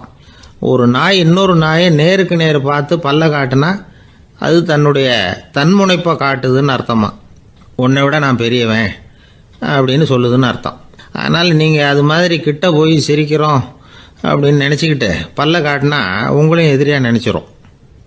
இன்னொரு விஷயம் என்னென்னா, தலையில் தட்டுனா நாய்க்கு பிடிக்காது. அது தன்னை அடக்கிறதாகவும் அச்சுறுத்துறதாகவும் நினச்சிக்கிட்டு இருக்கும். சரி, அப்படின்னா புதுசாக ஒரு இடத்துல அல்லது வீட்டில் நாய்க்குட்டியை பார்த்தா என்ன பண்ணுறது? நீங்கள் சும்மா இருங்க, அதுவாக கிட்ட வரட்டும். அதுக்கப்புறம் அதுக்கிட்ட கனிவாக பேசுங்க. கன்னம், மார்பு, தோல் இங்கெல்லாம் தட்டலாம், தப்பு இல்லையா? தலையில் தான் தட்டப்படாதான். ஒரு நாய் உங்களை நோக்கி ஓடி வருது, நீங்களும் ஓடுனா அது துரத்த ஆரம்பிச்சிடும். அசையாமல் சில மாதிரி நின்றுடுங்க, அது கிட்ட வராது. அதுக்கு ஆர்வம் இல்லாமல் போயிடும். ஒரு தெருவில் சின்ன பிள்ளைங்க நிறைய பேர் விளையாடிக்கிட்டு இருக்கிறாங்க. அப்போ சில நாய்கள் அங்கே ஓடி வருது. எல்லாரும் ஓடினாங்க. அப்படி ஓடுறப்போ ஒரு பையன் கால் தடிக்க கீழே விழுந்துட்டான். என்னாச்சு தெரியுமா? துரத்திக்கிட்டு வந்த நாய்கள்லாம் கீழே விழுந்தவன ஒன்றும் செய்யலை, அவன்கிட்டே போகல. ஓடிக்கிட்டு இருந்தாங்கல்ல பசங்க, அவங்கள துரத்திக்கிட்டு அவங்க பின்னாடி ஓடிச்சான். அதுதான் நாய்களுடைய சுபாவம். ஒரு நாய் நம்மளை நேருக்கு நேர் முறைச்சி பார்க்குதுன்னு வச்சுங்க, நாமளும் அதை முறைச்சி பார்க்கக்கூடாது. நாம் வேறு பக்கம் எங்கேயாவது பார்க்க ஆரம்பிச்சிடணும். ஒரு நாய் கோபமாக இருந்ததுன்னா அதோட வால் உறுதியாக நேராக நிற்கும். ஒரு நாய் பணிந்து போனால் அல்லது பயந்து போனால் அது தன்னோட வாலை காலுக்கு நடுவில் வச்சுக்கும். ஒரு நாய் நம்மளை பார்த்து பயந்து நிற்கிதுன்னு வச்சுங்க, அதனால் நமக்கு ஆபத்து இல்லைன்னு நினச்சிடக்கூடாது.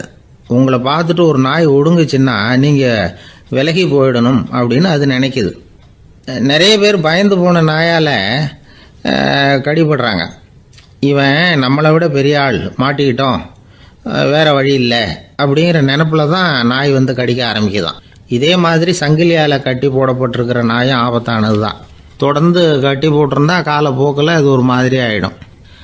நாய் குழந்தைகளை கடிக்காது அப்படின்னு சில பேர் சொல்லுவாங்க. அதுவும் ஒரு தவறான நம்பிக்கை. அதனால் சின்ன குழந்தைகளை தனியாக நாயோட விளையாட விடக்கூடாது. ஆகக்கூடி நாயை பற்றி நிறைய விஷயம் புரிஞ்சிக்க வேண்டியிருக்குது. ஒருத்தர் தன்னுடைய நண்பர் வீட்டுக்கு போயிருந்தார். அவசியம் எங்கள் வீட்டில் சாப்பிட்டுட்டு தான் போகணும் அப்படின்னு ரொம்ப அன்பாக சொல்லிவிட்டார். அதை மீற முடியல இவரால். சரின்னு உட்காந்துட்டார். சாப்பாடு போட்டாங்க, சாப்பிட ஆரம்பித்தார். அவங்க வீட்டில் கட்டி போட்டிருந்த நாய்க்குட்டி இவர் சாப்பிட்றத முறைச்சி பார்த்துது.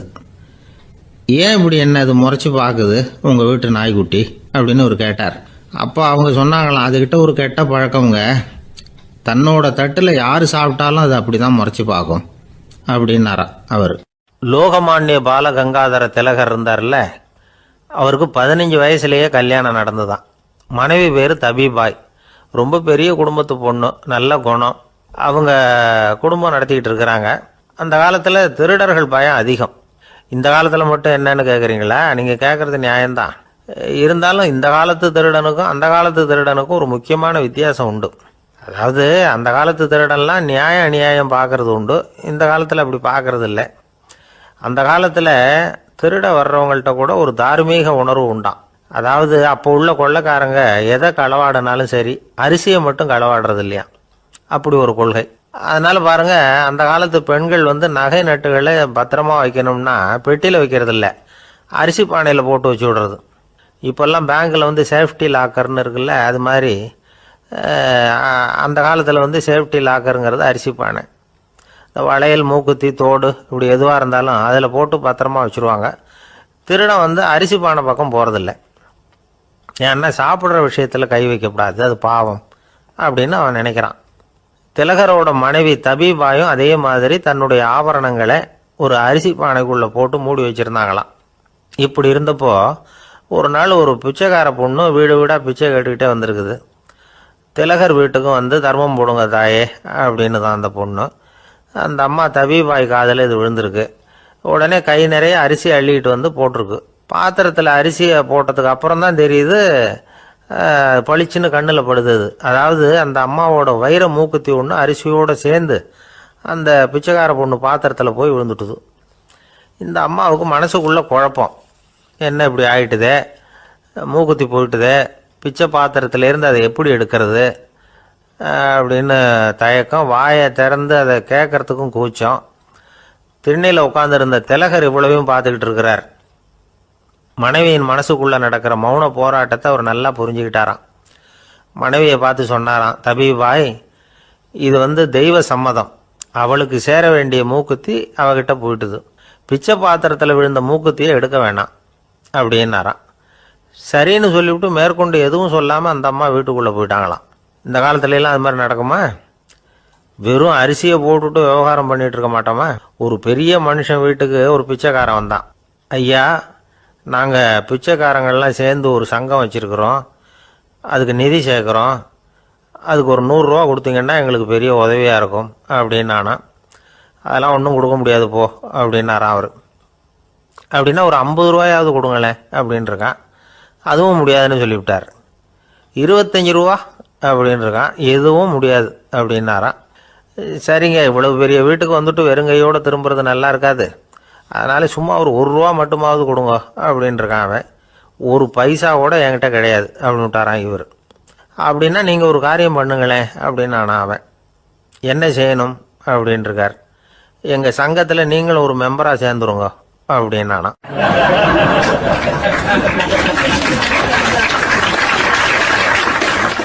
ஒரு ஊரில் ஒரு மன்னன் இருந்தான், கொடுங்கோல் மன்னன். நிறைய தொந்தரவு பண்ணிக்கிட்டு இருந்தான். அவன் ஒரு தடவை என்ன பண்ணான் தெரியுமா? ஒரு தப்பும் பண்ணாத ஒரு இளைஞனை பிடிச்சி ஜெயிலில் அடைச்சுட்டான். அந்த பையனோட சொந்தக்காரங்கள்லாம் ராஜா கிட்ட போனாங்க. அவன் ஒரு தவறும் பண்ணலை, அவனை விடுதலை பண்ணுங்க அப்படின்னு கெஞ்சி கேட்டுக்கிட்டாங்க. மன்னன் வந்து யோசனை பண்ணான். அந்த இளைஞனை கூப்பிட்டுக்கிட்டு வர சொன்னான். அவனை கொண்டாந்து ராஜா முன்னாடி நிறுத்தினாங்க. இதை பாருப்பா, உன்னை நான் விடுதலை பண்ணுவேன், ஆனால் ஒரு கண்டிஷன். அந்த நிபந்தனையை நீ நிறைவேற்றினா உனக்கு விடுதலை அப்படின்னா மன்னன். சரின்னு ஒத்துக்கிட்டான் பையன். மன்னன் வந்து கண்டிஷன் என்னங்கிறத சொன்னான். உங்ககிட்ட ஒரு செம்மறி ஆட்டை கொடுக்க போகிறேன், 1 மாதத்துக்கு அதுக்கு தேவையான தீனியையும் கொடுக்க போகிறேன். 1 மாதம் கழித்து அந்த ஆட்டை வந்து எடை போட்டு பார்ப்பேன். அந்த ஆட்டின் எடை கொஞ்சம் கூட கூடி இருக்கக்கூடாது. எடை கூடி இருந்தால் உனக்கு விடுதலை கிடையாது. என்ன சொல்கிற அப்படின்னா. பையனுக்கு ஒன்றும் புரியல, பயமாக போயிட்டுது. குழம்பிக்கிட்டே நின்றுக்கிட்டு இருக்கிறான். சரி, 1 நாள் டைம் தரேன், நல்லா யோசனை பண்ணி பார்த்துட்டு நாளைக்கு உன் முடிவை சொல்லு அப்படின்னா மன்னன். பையன் கவலையோடு வெளியில் வந்தான். அங்கே ஒரு பெரியவர் நின்றுக்கிட்டு இருந்தார். அவர்கிட்ட விஷயத்தை சொன்னான். அந்த பெரியவர் இந்த பையனுக்கு காதோட காதாக ஒரு வழியை சொல்லி கொடுத்தார். அதை கேட்டதும் பையன் மறுபடியும் மன்னன் முன்னாடி வந்து நின்னா. உங்கள் நிபந்தனையை ஏற்றுக்கிறேன்னு சொன்னான். மன்னன் வந்து ஒரு ஆட்டுக்குட்டியையும் அதுக்கு 1 மாதத்துக்கு தேவைப்படுற தீவனத்தையும் கொடுக்கும்படியாக உத்தரவு போட்டான். கொடுத்தாங்க, ஓடிட்டு போயிட்டான்.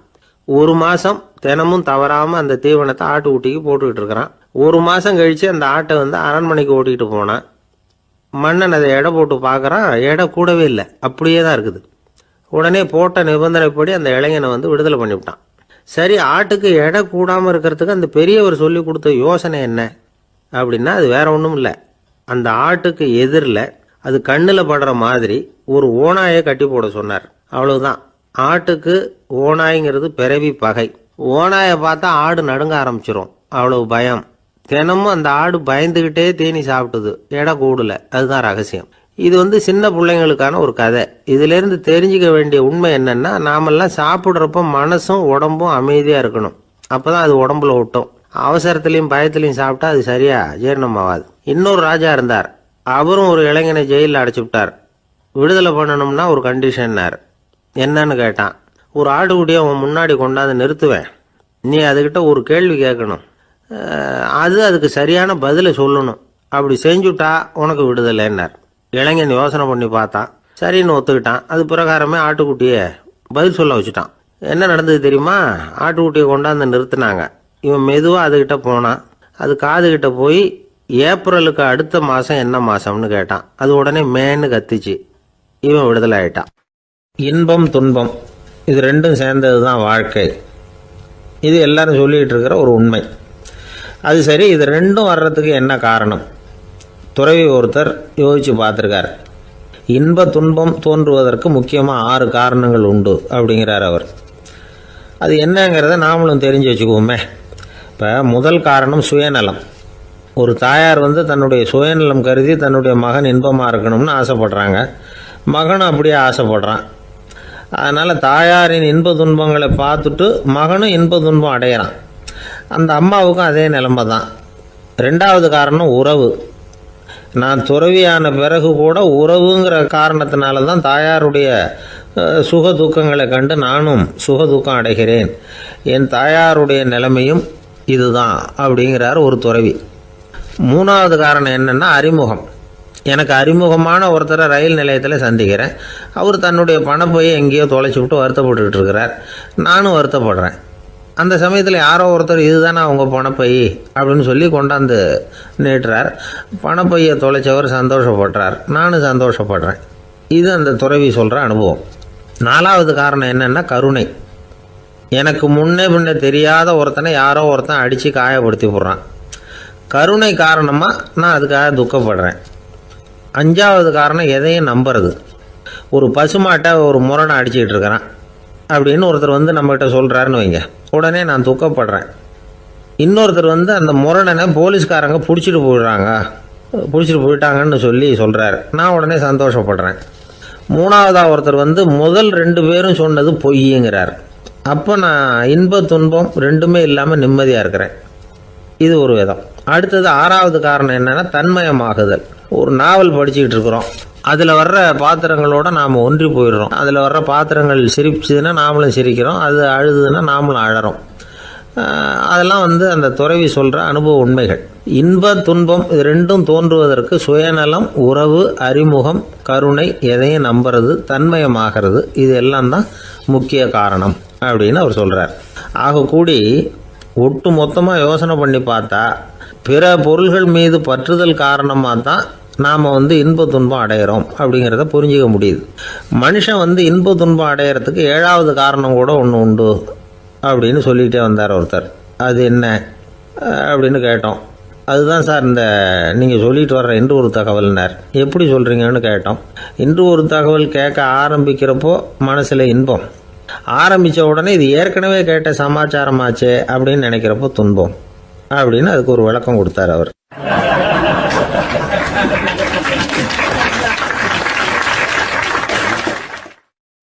இன்றைக்கு பல பேர் வந்து உயில் எழுதி வைக்கிறாங்கல்ல. இந்த உயில்னா என்ன? அதாவது ஒரு நபர் தனக்கு பின்னாடி தன்னுடைய சொத்துக்கள் யாருக்கு போய் சேரணும்னு நினைக்கிறாரோ அந்த நினைப்பை சட்டப்படி உறுதிப்படுத்துறது தான் உயில். சரி, உயிலை வந்து யார் எழுதலாம்? 18 வயசு பூர்த்தியான யாரும் உயில் மூலமாக சொத்துக்களை விநியோகிக்கலாம். கண் பார்வை இல்லாதவங்க, காது கேளாதவங்க, வாய் பேச முடியாதவங்க, இவங்கெல்லாம் கூட உயில் எழுதி வைக்கலாம். புத்தி சுவாதீனம் இல்லாதவங்க கூட சில சமயம் புத்தி தெளிவாக இருந்தால் உயில் எழுதலாமா. குடிபோதையில் இருக்கிறவங்க, தாங்கள் என்ன செய்கிறோங்கிறது தெளிவாக அறிய முடியாதவங்க, நோய் நொடியில் இருக்கிறவங்க, இவங்கெல்லாம் உயில் எழுத முடியாது. ஒருத்தரை நிர்பந்தப்படுத்தி ஏமாற்றி அல்லது சுய நினைவில்லாத ஒருத்தர்கிட்ட எழுதி வாங்கி வைக்கிற உயில் வந்து செல்லாது. உயிலை வந்து இந்த முறையில் தான், இந்த படிவத்தில் தான் எழுதணும்னு சட்டத்தில் விதி எதுவும் கிடையாது. இதுக்கு முத்திரை கட்டணமும் கிடையாது. உயிலை வந்து வெற்று காகிதத்தில் எழுதலாம். அச்சடிக்கணும், டைப் அடிக்கணுங்கிற அவசியம் கூட இல்லை. கையாலேயே கூட எழுதலாம். எழுதி இருக்கிறது புரியணும், அவ்வளவுதான். குறைந்தபட்சம் 2 சாட்சிகளை வச்சுக்கிட்டு உயில் எழுதுகிறவர் அதில் கையெழுத்து போடணும். கையெழுத்து போட தெரியாதுன்னா இடது கை பெருவிரல் ரேகை வைக்கலாம். உயில் சாசனத்துக்கு சாட்சிகள் கையெழுத்து இல்லைன்னாலும் அது செல்லாது.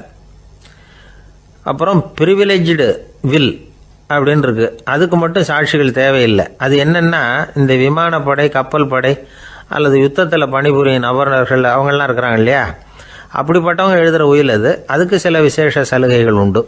ஒருத்தர் முதல்ல ஒரு உயில் எழுதி வைக்கிறார், அதுக்கப்புறம் மனசு மாறி போகுது, அது வேணாம்னு நினைக்கிறார், ரத்து செஞ்சுடலாம். அதுக்கப்புறம் வேற உயிலும் எழுதலாம். உயிரோடு இருக்கிற வரைக்கும் எத்தனை தடவை வேணும்னாலும் உயில் எழுதலாம். கடைசியாக எழுதப்பட்ட உயில் சட்டப்படி சரியாக இருந்தால் அதுதான் அமலுக்கு வரும். சரி, எழுதுகிற உயிலை ரகசியமாக வச்சுருக்கிறது எப்படி? இது ஒரு கேள்வி. இதுக்கு என்ன செய்யணும்னா, ஒருத்தர் உயிலை எழுதினதுக்கு அப்புறம் அவர் தானாவோ அல்லது அங்கீகரிக்கப்பட்ட முகவர் மூலமாகவோ, அதாவது ஒரு ஏஜெண்ட் மூலமாகவோ, ஒரு கவரில் போட்டு சீல் வச்சு கவர் மேலே தன்னுடைய பெயரை எழுதி அல்லது அந்த ஏஜெண்ட் பெயரை எழுதி கவர் மேலே என்ன அடக்கம் செய்யப்பட்டிருக்கு, உள்ளே என்ன இருக்குது அப்படிங்கிற விவரம்லாம் எழுதி சார் பதிவாளர்கிட்ட ஒப்படைக்கலாம். இதுக்கு கட்டணம் உண்டு. அதுக்கப்புறம் எப்போ தேவைப்படுதோ அப்போ ஒரு மனு கொடுத்து அந்த கவரை திரும்ப வாங்கிக்கலாம். இப்போ எழுதுகிற உயிலை இவ்வளவு நாளுக்குள்ளே பதிவு செய்யணுங்கிற கால வரையறை உண்டா அப்படின்னு ஒரு கேள்வி வரலாம் இல்லையா? எப்போ வேணும்னாலும் பதிவு செய்யலாம். நம்மால் ஒருத்தர் ஒரு நாள் ரொம்ப அவசரமாக வந்தார். இந்த உயில் எழுதுறது சம்பந்தமாக பூரா விவரமாக எனக்கு உடனே தெரியணும்னார். நான் உடனே அவரை வக்கீல் ஒருத்தர்கிட்ட அழைச்சிட்டு போனேன். இவர் அவர்கிட்ட எல்லா விவரமும் கேட்டு தெரிஞ்சுக்கிட்டார். ரொம்ப தேங்க்ஸ்ன்னு சொல்லிவிட்டு 2 பேரும் வெளியில் வந்தோம். அதுக்கப்புறம் இவர்கிட்ட கேட்டேன், ஆமாம் இவ்வளவு விவரமாக கேட்குறீங்களே, உங்களுக்கு எத்தனை பிள்ளைங்க சார் அப்படின்னு கேட்டேன். 6 பேர் சார் அப்படின்னார். சரி, இருக்கிற சொத்து எவ்வளவுன்னு கேட்டேன். அதை இனிமே தான் சம்பாதிக்க போகிறேன் அப்படின்னார்.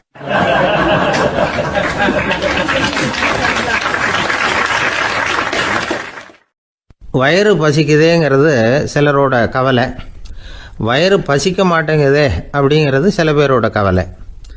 2 விதமான கவலைக்கும் வயிறு தான் காரணமாக இருக்குது. வயிறு பசிச்சதுன்னா அது இயற்கை, வயிறு பசிக்கலைன்னா அது வியாதி. ஆனால் பசியையும் நாம் பசிப்பிணி அப்படின்னு தான் சொல்லுவோம். என்ன காரணம்? வியாதியை போக்க வேண்டியது எவ்வளவு முக்கியமோ அதை விட முக்கியம் பசியை போக்க வேண்டியது. ஒரு சமுதாயத்தில் பசிப்பிணியே இருக்கக்கூடாது, அதுதான் நல்ல சமுதாயம். பசியை போக்கணும்னா சாப்பாடு போடணும், பசியின்மையை போக்கணும்னா வைத்தியம்தான் பண்ணணும். இது சம்பந்தமாக எவ்வளவோ ஆராய்ச்சிகள் நடக்குது, நிறைய மருந்து கண்டுபிடிச்சிருக்கிறாங்க. நம்ம உடம்புல பசியை தூண்டக்கூடிய பகுதி எது, இதை முதல்ல தெரிஞ்சுக்கணும் இல்லையா? நாம் சாப்பிட்ற ஆகாரம் செரிக்கிறதுக்கு எது காரணம் தெரியுமா? நம்ம மூளையோட பின்பகுதி தான் அதுக்கு காரணமாக இருக்குதாம்.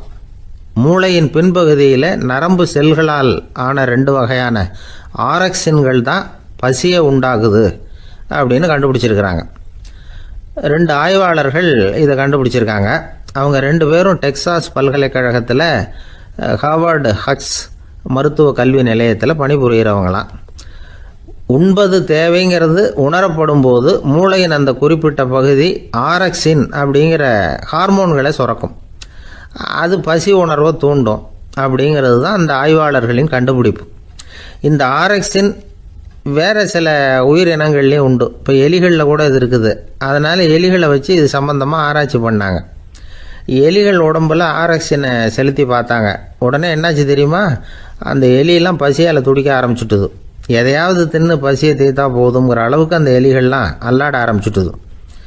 இயல்பாக சாதாரணமாக அந்த எலிகள் எவ்வளவு சாப்பிடுமோ அது மாதிரி 8 முதல் 10 மடங்கு அதிகமான ஆகாரத்தை 1 மணி நேரத்துக்குள்ளே சாப்பிட்டு தீர்த்துட்டு தான். சில எலிகளின் மூளையில் இந்த ஆரக்சின் அளவை கட்டுப்படுத்தி பார்த்துருக்குறாங்க. உடனே என்னாச்சு தெரியுமா? அதெல்லாம் சாப்பாட்டை கண்டா முகத்தை திருப்பிட்டு போக ஆரம்பிச்சுட்டு தான். அந்த எலிகளுக்கு பசி எடுக்கலையா. இந்த ஆராய்ச்சியின் அடிப்படையில் பசியை எடுக்காமல் இருக்கிற மனிதர்களுக்கும் பசியை தூண்ட முடியும் அப்படின்னு சொல்லி ஆராய்ச்சியாளர்கள் தெரிவிச்சிருக்கிறாங்க. ஆக ஆரக்சின் தான் பசிக்கு காரணம்ங்கிறது தெரிஞ்சு போச்சு. சரி, இந்த ஆரக்சின் அப்படின்னா என்ன? அது ஒரு கிரேக்க சொல். அதுக்கு பசின்னு அர்த்தம். நம்ம ஆளுங்களுக்கெல்லாம் பசியை தூண்டுறதுக்கு மருந்து தேவையில்லை, பசியை குறைக்கிறதுக்கு தான் மருந்து தேவை. ஒரு அம்மா டாக்டரை தேடி வந்தாங்களாம். டாக்டர், எங்கள் வீட்டுக்காரருக்கு திடீர்னு அகோர பசி, நிறைய சமைச்சு போடுறேன், அவ்வளவையும் சாப்பிட்டுட்டு கீழே கிடக்கிற குப்பை கூலங்களையும் எடுத்து சாப்பிட ஆரம்பிச்சுட்றார், என்னன்னு கவனித்து பாருங்கள் அப்படின்னாங்களாம். எவ்வளோ நாளாக அப்படி இருக்குதுன்னு கேட்டிருக்காரு டாக்டர். 1 வாரமாக அப்படி இருக்குதுன்னாங்களாம். இவ்வளவு நாளாக ஏன் சும்மா இருந்தீங்க, ஆரம்பத்திலே இங்கே அழைச்சிட்டு வர வேண்டியது தானே அப்படின்னாரான் டாக்டர். அது ஒன்றும் இல்லை டாக்டர், வீடு பூரா சுத்தமாகட்டுமேன்னு பார்த்துக்கிட்டு இருந்தேன் அப்படின்னாங்களாம் அந்த அம்மா.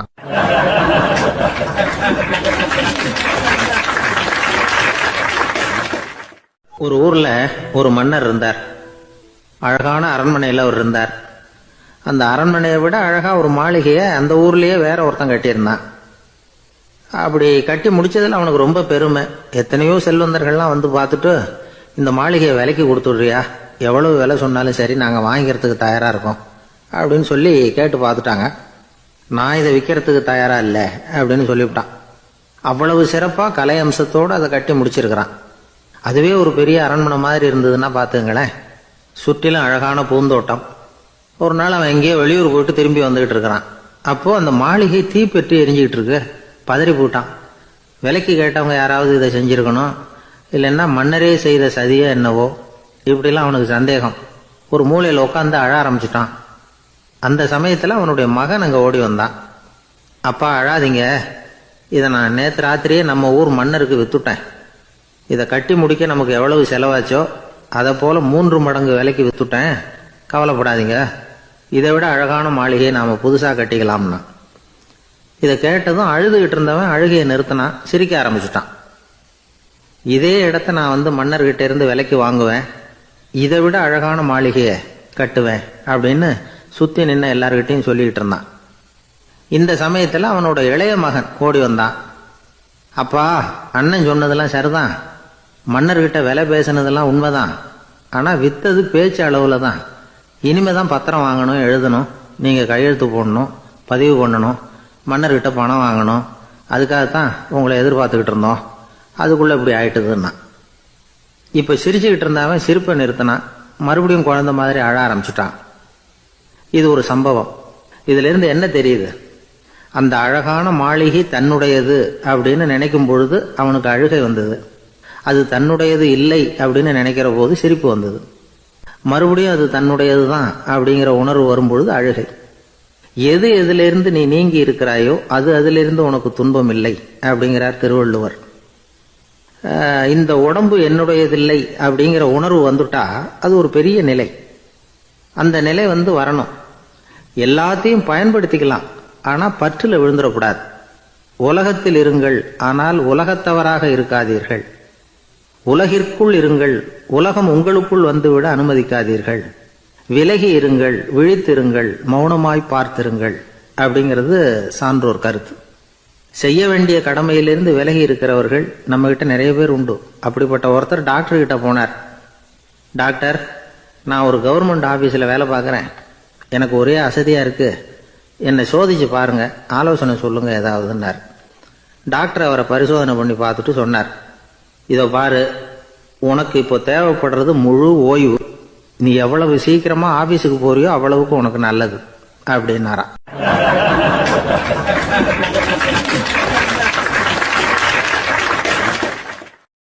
ஒரு மாணவனை பார்த்தேன். என்ன தம்பி படிப்புலாம் எப்படி இருக்குது அப்படின்னு விசாரித்தேன். அவன் ரொம்ப அழுத்துக்கிட்டான். நான் நல்லா தான் சார் படிக்கிறேன், இருந்தாலும் புத்தியில் சரியாக ஏற மாட்டேங்குது சார் அப்படின்னா. சரி, இவனும் நம்ம ரகம்தான் அப்படின்னு சொல்லி முடிவு பண்ணிட்டோம். கல்வி கற்கக்கூடிய ஒரு மாணவன் சம்பந்தப்படுற புத்திகள் பல வகை.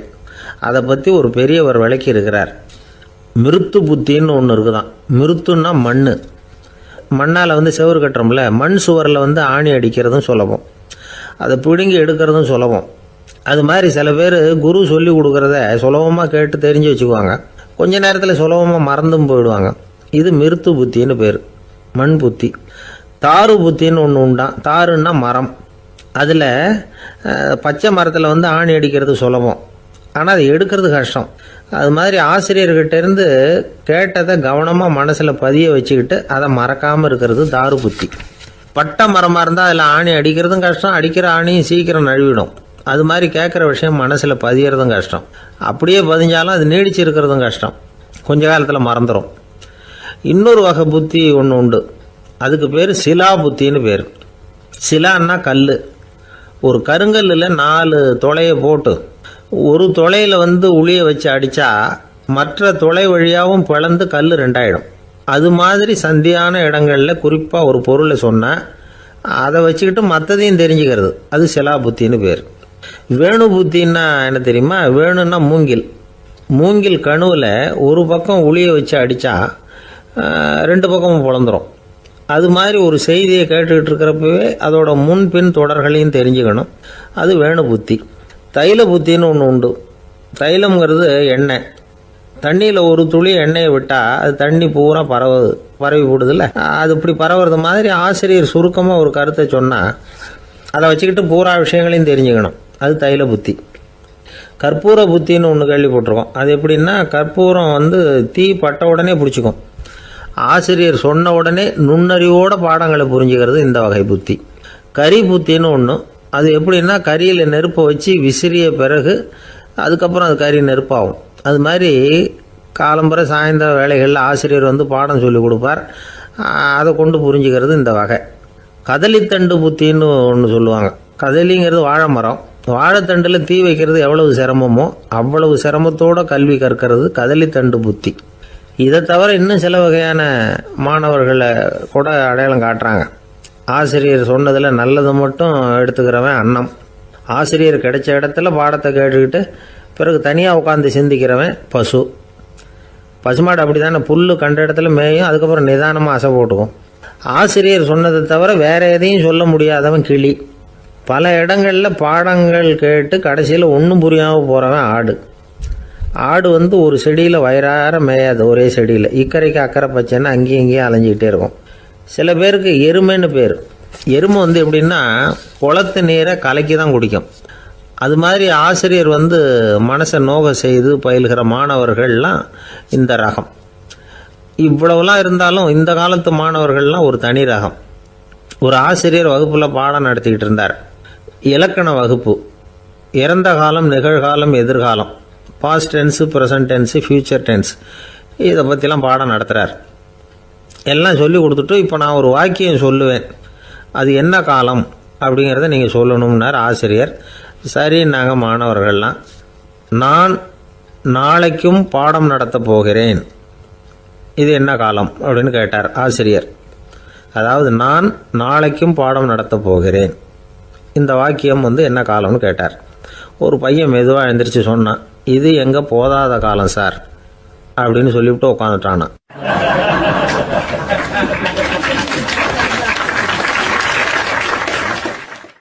ஒரு ஊரில் ஒரு ஆள் இருந்தான். கற்பனையிலேயே காலத்தை கடத்திக்கிட்டு இருந்தான். ஒரு நாள் ஒரு மரத்தடியில் உட்காந்துருந்தான். அவனுக்கு பசிக்கிற மாதிரி தெரிஞ்சுது. உடனே கற்பனையிலேயே சாப்பிட ஆரம்பிச்சிட்டான். அதாவது எதிரில் இலை போட்டு சாப்பாடு போடப்பட்டிருக்கிறதாகவும் அதை இவன் சாப்பிட்றதாகவும் நினச்சிக்கிட்டு கையை மட்டும் வாய்க்கும் தரைக்குமா அப்படியும் இப்படியும் கொண்டுகிட்டு போய் பாவனை பண்ணிக்கிட்டே இருக்கிறான். தூரத்தில் இருந்து பார்க்குறவங்களுக்கு இவன் ஏதோ பலமான விருந்து சாப்பிட்டுக்கிட்டு இருக்கிறான் அப்படின்னு தான் தோணும். அது மாதிரியே பண்ணிக்கிட்டு இருந்தான். அந்த வழியாக ஒரு சன்னியாசி வந்துக்கிட்டு இருந்தார். இவனை பார்த்தார். என்ன இவன் இப்படி பண்ணிகிட்டு இருக்கிறானே அப்படின்னு நினச்சாரு. கொஞ்ச நேரம் அவனையே உத்து பார்த்துக்கிட்டு இருந்தார். இவரை பார்த்ததும் அவன் இன்னமும் சுவாரஸ்யமாக சாப்பிட ஆரம்பிச்சிட்டான். அப்பப்பா என்ன இது, இந்த குழம்பு இவ்வளவு காரமாக இருக்குது, என்னுடைய நாக்கே எரிஞ்சு போடும் போல இருக்கே அப்படின்னு சொல்லிக்கிட்டு பக்கத்தில் ஒரு குவளையை எடுத்து தண்ணி குடிக்கிறது மாதிரி பாவனை பண்ணுறான். அப்பாடா இப்போ கொஞ்சம் பரவாயில்ல அப்படின்னு சொல்லிக்கிட்டு குவளையை கீழே வைக்கிறது மாதிரி ஒரு பாவனை பண்ணுறான். சன்னியாசி பார்த்தார். என்னப்பா சாப்பாட்டில் காரம் அதிகமோ அப்படின்னார். ஆமாம் சுவாமி, ஞாபகம் மறதியில் கொஞ்சம் மிளகாய் அதிகமாக சேர்த்துக்கிட்டேன் அப்படின்னா. சரி சாப்பிடு அப்படின்னு சொல்லிட்டார். அவன் சாப்பிட்டு முடிக்கிற வரைக்கும் பொறுமையாக உட்காந்துருந்தார். அவன் அப்பாடா அப்படின்னு சொல்லிட்டு மறுபடியும் தண்ணியை எடுத்து குடித்தான். எல்லாம் கற்பனையிலேயே. அதுக்கப்புறம் சன்னியாசி பேச ஆரம்பித்தார். இதை பாருப்பா, உன்னுடைய கற்பனையை நான் மெச்சுறேன். இருந்தாலும் உன் சாப்பாட்டில் ஒரு இனிப்பையும் வச்சிருக்கலாமே, ஏன் மிளகாயை அளவுக்கு அதிகமாக போட்டுவிட்டு அவஸ்தைப்படுறேன் அப்படின்னார். அவன் யோசிக்க ஆரம்பித்தான். அதுக்கப்புறம் இவர் சொன்னார், இதை பாருப்பா, இனிமேல உன்னுடைய கற்பனையும் உயர்ந்ததாக இருக்கட்டும் அப்படின்னு உபதேசம் பண்ணிவிட்டு போனார். எப்பவும் உயர்வை பற்றியே சிந்திக்கணும். உயர்வு கிடைக்கலன்னா கூட அப்படி சிந்திக்கிறத நிறுத்தப்படாது அப்படிங்கிறார் திருவள்ளுவர். உள்ளுவது எல்லாம் உயர் உள்ளல், மற்ற அது தள்ளினும் தள்ளாமை நேர்த்து. ஊக்கம் இல்லாமல் உலகத்தில் வாழ்ந்து பிரயோஜனம் இல்லை. அதனால் உயர்வாகவே சிந்திக்கணும். அது நம்மளை ஊக்கப்படுத்தும். இது பெரிய ஒரு வாக்கு. இந்த உலகத்தில் கற்பனையிலேயே வாழ்கிற சில கஞ்சர்களும் உண்டு. அதாவது 2 கஞ்சர்கள், 2 பேரும் பக்கத்து பக்கத்து ஊரில் இருந்தாங்க. பொங்கல் சமயம் ஒரு கஞ்சன் தன்னுடைய மகனை கூப்பிட்டான். இதை பாருப்பா, பக்கத்து ஊரில் என்னுடைய நண்பன் ஒருத்தன் இருக்கிறான், அவனுக்கு பொங்கல் பரிசு ஏதாவது கொடுக்கணும், நான் ஒரு 4 ஆட்டுக்குட்டியை தரேன், நீ கொண்டுகிட்டு போய் கொடுத்துட்டு வந்துவிடுறியா அப்படின்னு கேட்டான். சரி, நான் புள்ள ஒரு பைய கையில் எடுத்துக்கோன்னா. அவன் எடுத்துக்கிட்டான். இந்த ஆட்டுக்குட்டி பிடிச்சிக்கோ அப்படின்னு சொல்லி ஒவ்வொன்றா போடுறேன் பார் அப்படின்னு சொல்லிட்டு 1 2 3 4 அப்படின்னு எண்ணிக்கிட்டே வெறும் சைகையாலேயே ஆட்டுக்குட்டியை பிடிச்சி போடுறது மாதிரி பாவனை பண்ணிகிட்டு இருக்கிறான். அவன் பிள்ளையும் அது ரொம்ப அக்கறையாக வாங்கிக்கிறது மாதிரி வாங்கிக்கிட்டு அந்த பையை தூக்கிக்கிட்டு அடுத்த ஊருக்கு போகிறான். இவன் அங்கே போய் சேர்ந்த நேரத்தில் அந்த கஞ்சன் ஊரில் இல்லை, எங்கேயோ வெளியில் போயிருக்கிறான். அவனோட புள்ள மட்டும்தான் வீட்டில் இருந்தான். இவன் அவன்கிட்ட, இதை பாரு, எங்கள் அப்பா உங்கள் அப்பாவுக்கு ஆட்டுக்குட்டி கொடுத்து அனுப்பியிருக்கிறாரு, பிடிச்சிக்கோ அப்படின்னு சொல்லி பாவனையிலேயே ஒவ்வொன்றா எடுத்து அவன்கிட்ட கொடுத்துட்டான். அவனும் வாங்கிட்டான் வாங்கிறது மாதிரி. அப்புறம் சொன்னான், சரிப்பா, நானும் பதிலுக்கு ஏதாவது ஒன்றுகிட்ட கொடுக்கணும் இல்லையா, அதனால் அந்த பையை பிடி, ஒரு 10 எலுமிச்சம்பழம் தரேன், பதிலுக்கு அதை நீ எடுத்துகிட்டு போ அப்படின்னு சொல்லி கையாலேயே ஒவ்வொன்றா எடுத்து போடுறது மாதிரி பாவனை பண்ணிவிட்டான். அவனும் ரொம்ப நன்றி அப்படின்னு சொல்லிவிட்டு அதை வாங்கிட்டு போயிட்டான். கொஞ்ச நேரம் கழித்து வெளியில் போயிருந்த அப்பங்காரன் திரும்பி வந்தான். உள்ள சொன்னான், அப்பா, உன்னோட நண்பர் அவருடைய மகன் மூலமாக உனக்கு 6 ஆட்டுக்குட்டி கொடுத்து அனுப்பியிருந்தார். நானும் பதிலுக்கு ஒரு 10 எலுமிச்சம்பழம் கொடுத்து அனுப்பியிருக்கிறேன் அப்படின்னா. எப்படிடா கொடுத்தேன்னு கேட்டார் அப்பா. இப்படி தான் கொடுத்தேன்னு சொல்லி சைகையிலேயே காட்டினான். இதை பார்த்ததும் அப்பங்காரனுக்கு பயங்கரமாக கோவம் வந்துட்டுது. பலார்னு அரைஞ்சுட்டான் பையனை. ஏன்பா அரைஞ்ச? 10 எலுமிச்சம்பழம் கொடுத்துட்டேனே அப்படிங்கிறதுக்காகவா அப்படின்னு கேட்டான். அது கூட பரவாயில்ல, நீ காட்டுற சைகையை பார்த்தா ஆரஞ்சு பழம் சைஸுக்கு இருக்குதே, அவ்வளவு பெருசா ஏன் கொடுத்த? அதுதான் எனக்கு கோபம் அப்படி.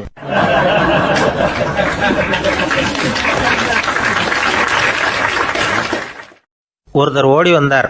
இன்னொருத்தரை பார்த்து, சார், உங்கள் சைக்கிளை ஒரு நாள் இரவல் கொடுங்களேன், பக்கத்து ஊருக்கு போயிட்டு வர வேண்டியிருக்கு அப்படின்னார். இவர் சைக்கிளை கொடுத்து பத்திரமா கொண்டுட்டு போங்கன்னார்.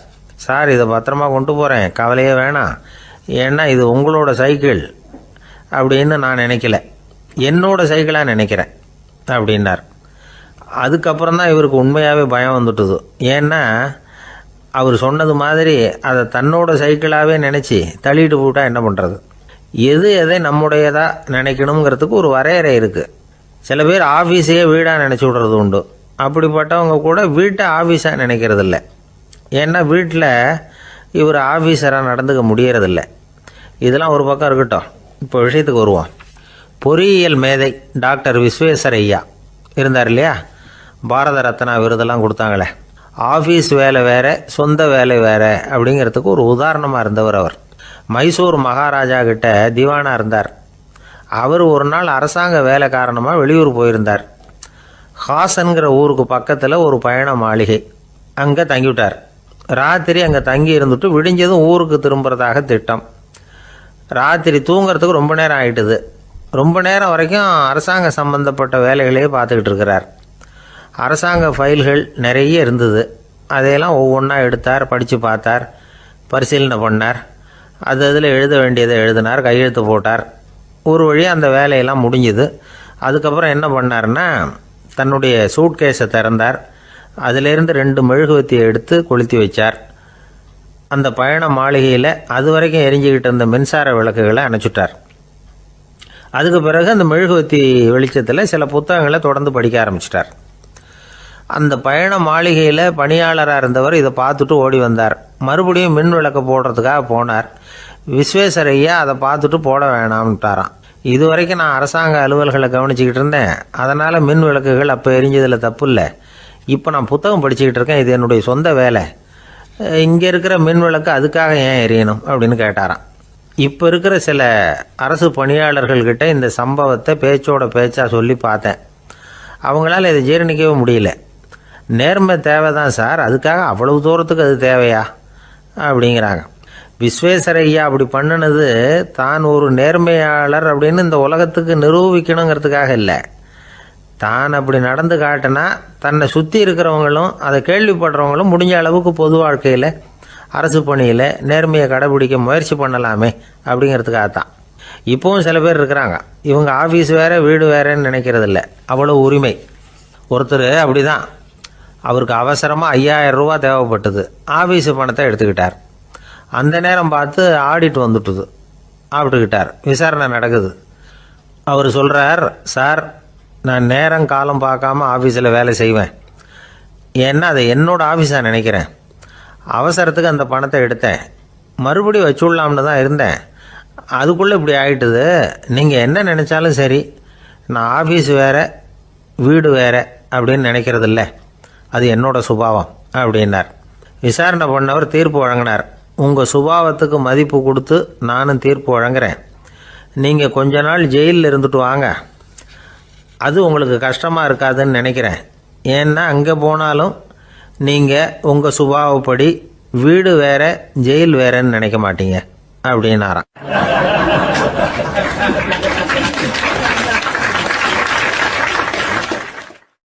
ஒரு நண்பர் யாருக்கோ ஃபோன் பண்ணிகிட்டு இருந்தார். அவர் பேசி முடித்ததும் நான் அவரை பார்த்து, இப்போ ஃபோன் பண்ணிங்களே, அந்த ஃபோன் நம்பர் என்ன அப்படின்னு கேட்டேன். அவர் தலையை சொரிஞ்சுக்கிட்டார், ஞாபகம் வரலன்னார். சரி சார், அதை விடுங்க, உங்கள் மனைவி பேர் என்ன அப்படின்னு கேட்டேன். மாலதின்னார். என்ன சார் இது வேடிக்கை? கொஞ்ச நேரத்துக்கு முன்னாடி பேசின ஃபோன் நம்பர் மறந்து போச்சு. எப்போவோ கல்யாணம் பண்ணிக்கிட்ட மனைவி பேர் மறக்கலை, அதை கரெக்டாக சொல்லிவிட்டீங்களே அப்படின்னு கேட்டேன். அவர் என்ன ஒரு மாதிரியாக பார்த்தார். அவர் அப்படி என்னை பார்த்ததில் ஒன்றும் தப்பு இல்லை. ஏன்னா நாம் எல்லாருமே அப்படித்தானே. ஒரு குறிப்பிட்ட காரியத்துக்காக தொலைபேசியில் ஒருத்தட்ட பேசுகிறோம். அதுக்கப்புறம் அந்த எண் நமக்கு அனாவசியம், அதனால் மறந்துடுறோம். இதுக்கு பேர் தான் தற்காலிக ஞாபகம். ஆனால் மனைவி பேரை மறந்துட முடியுமா? முடியாது. அது அவசியமான ஒன்று. அடிக்கடி அந்த பேரை உபயோகப்படுத்துகிறோம். அதனாலேயும் அது முக்கியங்கிறதுனாலேயும் அதை மறக்கறதில்ல. இதுக்கு பேர் நிரந்தர ஞாபகம். சரி, இந்த தற்காலிக ஞாபகம், நிரந்தர ஞாபகம், இது ரெண்டு ஞாபக அளவுகளையும் கட்டுப்படுத்துறது எது அப்படின்னா மூளைக்குள்ளே நடக்கிற மின்சார நடவடிக்கைகள் தான். தற்காலிக ஞாபகம் ஒரு மின்னல் மாதிரி தோன்றி மறையுது. நிரந்தர ஞாபகம் ஒரு படிவம் போல மூளையில் படிஞ்சுடுது. ஒரு சம்பவத்தின் பல பிரதிகள் மூளையில் பல்வேறு பகுதிகளிலேயும் படிகிறதுனால ஒன்று மறைஞ்சாலும் மறந்தாலும் இன்னொன்று மறையறதில்லை. இப்படிப்பட்ட நிலைமையில தான் இந்த தொண்டையில் இருக்கு, வாயில் வரமாட்டேங்குது சார் அப்படிமா. ஒருத்தருக்கு எந்த துறையில் ஆர்வமும் ஈடுபாடும் அதிகமோ அது சம்பந்தமான ஞாபக சக்தி அதிகமாக இருக்கும். தொழிலை விரும்புகிற ஒரு டெலிஃபோன் ஆப்ரேட்டருக்கு எண்கள்லாம் நல்ல ஞாபகம் இருக்கும். அது மாதிரி கவிஞர்களுக்கு வார்த்தைகள் நல்ல ஞாபகத்தில் இருக்கும். இது ஒரு பக்கம் இருந்தாலும் ஒரு மூளை எண்களை விட எழுத்துக்களை விட படங்களை ரொம்ப சுலபமாக ஞாபகத்தில் வச்சுக்குது. புரிஞ்சுக்கிற தன்மை, அனுபவம், புத்தி கூர்மை இது கூடி குறையிறத பொறுத்து ஞாபக சக்தியும் ஏறும் இறங்கும். இப்போ உதாரணத்துக்கு ஒரு பையனுக்கு படித்தது எதுவும் ஞாபகத்தில் இல்லைன்னா அவன் அதை சரியாக புரிஞ்சுக்கலைன்னு அர்த்தம். இந்த மறதிங்கிறது எந்த சமயத்தில் ஒரு பிரச்சனை ஆகுது தெரியுமா? உங்களுக்கு வேண்டியப்பட்ட ஒருத்தரை ஞாயிற்றுக்கிழமை சாயந்தரம் சரியாக 5 மணிக்கு கடற்கரைக்கு வர சொல்லிவிட்டு அந்த நேரத்தை மறந்துவிட்டா அது பரவாயில்ல, வர சொன்னதையே மறந்துவிட்டா தான் நிலைமை மோசம்னு அர்த்தம். இப்படி இருந்தால் இது சிகிச்சை எடுத்துக்க வேண்டிய நிலைமைங்கிறத புரிஞ்சுக்கணும். ஆமாம், இதுக்கும் மருந்து இருக்குது. ஆனால் மூளை குறிப்பிட்ட அளவுக்கும் கீழே இயங்குறப்போ இன்னொன்று சொல்லுவாங்க, இந்த நியூரோ டிரான்ஸ்மிட்டர் அப்படின்னு சொல்லுவாங்க. அப்படிங்கிற மூளை ரசாயனம் ரொம்பவும் குறைஞ்சி போகிறப்போ மட்டும்தான் உபயோகப்படும். டாக்டர் என்ன சொல்கிறாங்க தெரியுமா? மூளையை பொறுத்த வரைக்கும் அதில் ஞாபக சக்தி அதிகமாக உள்ள மூளை, மறதி உள்ள மூளை அப்படின்னு ஒன்றும் கிடையாது அப்படிங்கிறாங்க. நினைவு வச்சுக்கிறதுக்கு பயிற்சி அளிக்கப்பட்ட மூளை, பயிற்சியற்ற மூளை அப்படின்னு வேணும்னா சொல்லலாம் அப்படின்னு சொல்கிறாங்க. அதனால் நம்ம ஞாபக சக்திங்கிறது நம்மக்கிட்ட இருக்கிற பயிற்சி, முயற்சி இதை பொறுத்து தான் அமையும். ஒருத்தர் ஒரு பென்சிலை எங்கேயோ வச்சுக்கிட்டு தேடிக்கிட்டு இருந்தார். அப்புறம் என்னமோ தீவிரமாக யோசனை பண்ணி அதை ஞாபகப்படுத்தி பார்த்துக்கிட்டு இருந்தாராம். எதிரில் உட்காந்துருந்தவர் சொன்னார், பென்சிலை தானே தேடிக்கிட்டு இருக்கீங்க, அது உங்கள் வலது காதில் இருக்குது சார் அப்படின்னாராம் அவர். இதுக்கு அவர் சொல்லியிருக்காரு, பென்சிலை வலது காதில் தான் வச்சுருக்கேங்கிறது எனக்கு நல்லா ஞாபகம் இருக்குது, ஆனால் எது வலது காதுங்கிறது தான் மறந்து போச்சு அப்படின்னாராம். அவர் அதை தான் யோசிச்சுட்டு இருந்திருக்கிறார்.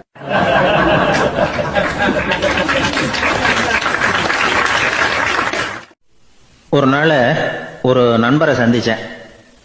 உங்கள் வீடு எதுன்னு உங்களுக்கு தெரியுமா சார்ன்னு. அவர் என்ன ஒரு மாதிரியாக பார்த்தார். அப்புறம் சொன்னார், தெரியும் அப்படின்னாரு. சரி, உங்கள் தொலைபேசி எண் உங்களுக்கு தெரியுமான்னு. அதுவும் தெரியும்னார். உங்கள் மனைவி மக்கள் யார் யாருன்னு உங்களுக்கு தெரியுமான்னு கேட்டேன். என்ன ஒரு மாதிரியாக பார்த்தார். அப்புறம் சொன்னார், அதுவும் தெரியும் சார் அப்படின்னார். சரி, நீங்கள் யாருன்னு உங்களுக்கு தெரியுமான்னு கேட்டேன். இப்போ தான் அவர் முழிக்க ஆரம்பித்தார். அவர் மட்டும் அப்படி இல்லை, நாம் எல்லாருமே அப்படி தான். எதிரில் நிற்கிறது யாருங்கிறது தெரியும், நாம் யாருன்னு நமக்கு தெரியாது. உண்மையிலேயே நாம் யார்? இந்த கேள்விக்கான பதிலை தான் வாழ்க்கை பூரா நாம் தேடிட்டு இருக்கிறோம். புத்தர் என்ன சொல்கிறாரு தெரியுமா? நீங்கள் கடவுளை பற்றி கவலைப்பட தேவையில்லை, உங்களை பற்றின கவலை உங்களுக்கு இருந்தால் போதும் அப்படிங்கிறார். நான் யார், எனக்கு ஏன் இந்த கவலை அப்படின்னு உங்களை நீங்களே கேட்டுக்குங்க அப்படிங்கிறார். நாம் ஏன் கடவுளை படைத்தோம்? அது ஒரு நழுவல் முயற்சியாம். அதாவது தன்னிடமிருந்து தானே தப்பிக்கிற ஒரு முயற்சியாம். இப்படி தான் அதை சொல்கிறாங்க அறிஞர்கள்லாம். மக்கள் பொய்யான பிரச்சனைகளில் ஆர்வமாக இருக்கிறாங்க, அதுக்கு தீர்வு காணவும் முயற்சி பண்ணுறாங்க. கடவுளை பற்றி விவாதிக்க எல்லாருக்கும் விருப்பம், தன்னுடைய சுயம் பற்றிய பிரஜையே இருக்கிறதில்ல. ஆகக்கூடிய விஷயம் என்னன்னா, கடவுள் சமாளிப்புக்கு பயன்படுத்தப்படுகிறார். மனவியல் என்ன சொல்லுது தெரியுமா? கடவுள், சொர்க்கம், மறுபிறவி இதை பற்றிலாம் பேச ஆரம்பிக்கிறவங்க யார் தெரியுமா? போருக்கு போகிறவன், துன்பத்தில் சிக்கி கஷ்டப்படுறவன், நோய் படுக்கையில் விழுந்தவன், இவங்க தான். நாம் அனுபவத்திலே பார்க்குறோமே இதையெல்லாம். கடவுளை துணைக்கு கூப்பிடுறவங்க யாருன்னு கவனித்து பாருங்கள். பரீட்சை எழுத போகிறவன், வேலை தேடி அலையிறவன், பண நெருக்கடியில் இருக்கிறவன், விபத்தில் சிக்கிக்கிட்டவன், இவங்கெல்லாம் தான். தேர்வில் வெற்றி பெற்றதும் அவரை துணைக்கு கூப்பிடுறதில்ல, வேலை கிடைச்சதும் அவர் துணை தேவைப்படுறதில்ல. ஏன் இப்படி? கொஞ்சம் யோசனை பண்ணி பாருங்க. துன்பம் வருகிற போது அந்த துன்பத்தை தவிர்க்க வேண்டிய நிலையில் அதிலிருந்து நழுவி போகிறதுக்காக பிரார்த்தனை தேவைப்படுது. எல்லாம் நல்லபடியாக நடக்கிறப்போ பிரார்த்தனை செய்யறதில்ல. புத்தருடைய வழி என்ன தெரியுமா? அந்த வழியில் கடவுளும் கிடையாது, பிரார்த்தனையும் கிடையாது. புத்தர் செய்தது இதைத்தான். அதாவது கடவுள்கிட்ட இருந்து மனிதனையும், மனிதன்கிட்ட இருந்து கடவுளையும் அவர் விடுவித்தார். புத்த மதம் என்ன சொல்லுது தெரியுமா? கடவுள் பிரச்சனை அல்ல, மனிதன் தான் உண்மையான பிரச்சனை அப்படின்னு சொல்லுது. உங்களை நீங்க நல்லா தெரிஞ்சுக்கிட்டா போதும், நீங்களே கடவுள் ஆயிடுவீங்க அப்படிங்கிறது தான் புத்த மதம். அதனால நமக்கு தேவை உள்முக பயணம். நான் யார் அப்படிங்கிற கேள்வியோட உள்ள போகணும். அங்க போனாதான் தெரியும் நான் அப்படின்னு அங்க யாருமே இல்லைங்கிறது. இதெல்லாம் புத்தர் சொல்லுகிற ஒரு தத்துவம். தத்துவம்னு சொன்னாவே நமக்கெல்லாம் அதை புரிஞ்சுக்கிறது கஷ்டம்தான். நம்ம பொறுத்த வரைக்கும் தத்துவம்ங்கிறதுல 2 வகை உண்டு. ஒன்று தத்துவம், இன்னொன்று மகா தத்துவம். தத்துவம்னா என்ன தெரியுமா? கேட்குறவங்களுக்கு புரியக்கூடாது, அதுதான் தத்துவம். மகா தத்துவம் என்னன்னா சொல்றவங்களுக்கும் புரியக்கூடாது. அந்த வகையில் பார்த்தா இன்று ஒரு தகவலும் ஒரு மகா தத்துவம் தான்.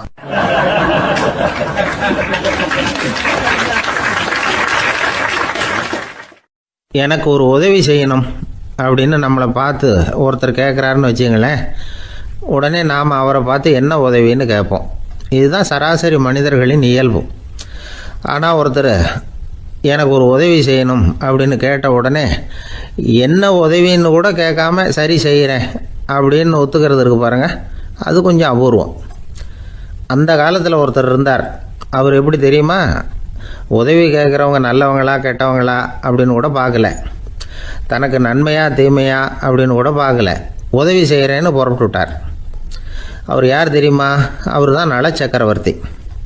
அவர் மாதிரி நாமும் உதவி கேட்குறவங்களுக்கு உடனே உதவி செய்கிறதுக்கு தயாராக இருக்கணும் அப்படின்னு சொன்னார் ஒரு ஆன்மீக பேச்சாளர். நல சரித்திரத்தை அவர் சொல்லிக்கிட்டு இருந்தார். இந்திரன், அக்னி, வருணன், யமன் இவங்க 4 பேரும் நலனை பார்த்து எங்களுக்கு நீ உதவி செய்யணும், எங்களுக்காக நீ தூது போகணும் அப்படின்னு கேட்குறாங்க. யாருக்கிட்ட தூது போகணும், என்ன காரியத்துக்காக போகணும் அப்படின்னு கேட்கணும்ல. நலன் அப்படி கேட்கவே இல்லை, உடனே சரின்னு ஒத்துக்கிறான். அதுக்கப்புறம் அவங்க விவரம் சொல்கிறாங்க, என்ன உதவி, யாருக்கிட்ட தூது போகணும் அப்படிங்கிற விவரத்தை சொல்கிறாங்க. நலனுக்கும் அப்புறம்தான் புரியுது, எந்த தமயந்தியை இவன் காதலிச்சானோ, எந்த தமயந்தின் சுயம்பரத்துக்காக இவன் போய்கிட்டு இருக்கிறானோ அந்த தமயந்தியை பார்த்து தங்களுக்காக அவகிட்ட வாதாடணும், பேசணும், தங்களில் ஒருத்தரை கல்யாணம் பண்ணிக்கும்படியாக கேட்கணும் அப்படின்னு அவங்க 4 பேரும் நலன்கிட்ட கேட்குறாங்க. இதை கேட்டதும் நலன் கொஞ்சம் கூட முகம் சுளிக்கலை, பதட்டப்படலை. நேராக தமயந்தி கிட்ட போகிறான். இந்திரன், அக்னி, வருணன், யமன் இவங்களோட சிறப்புகளை எடுத்து சொல்கிறான்.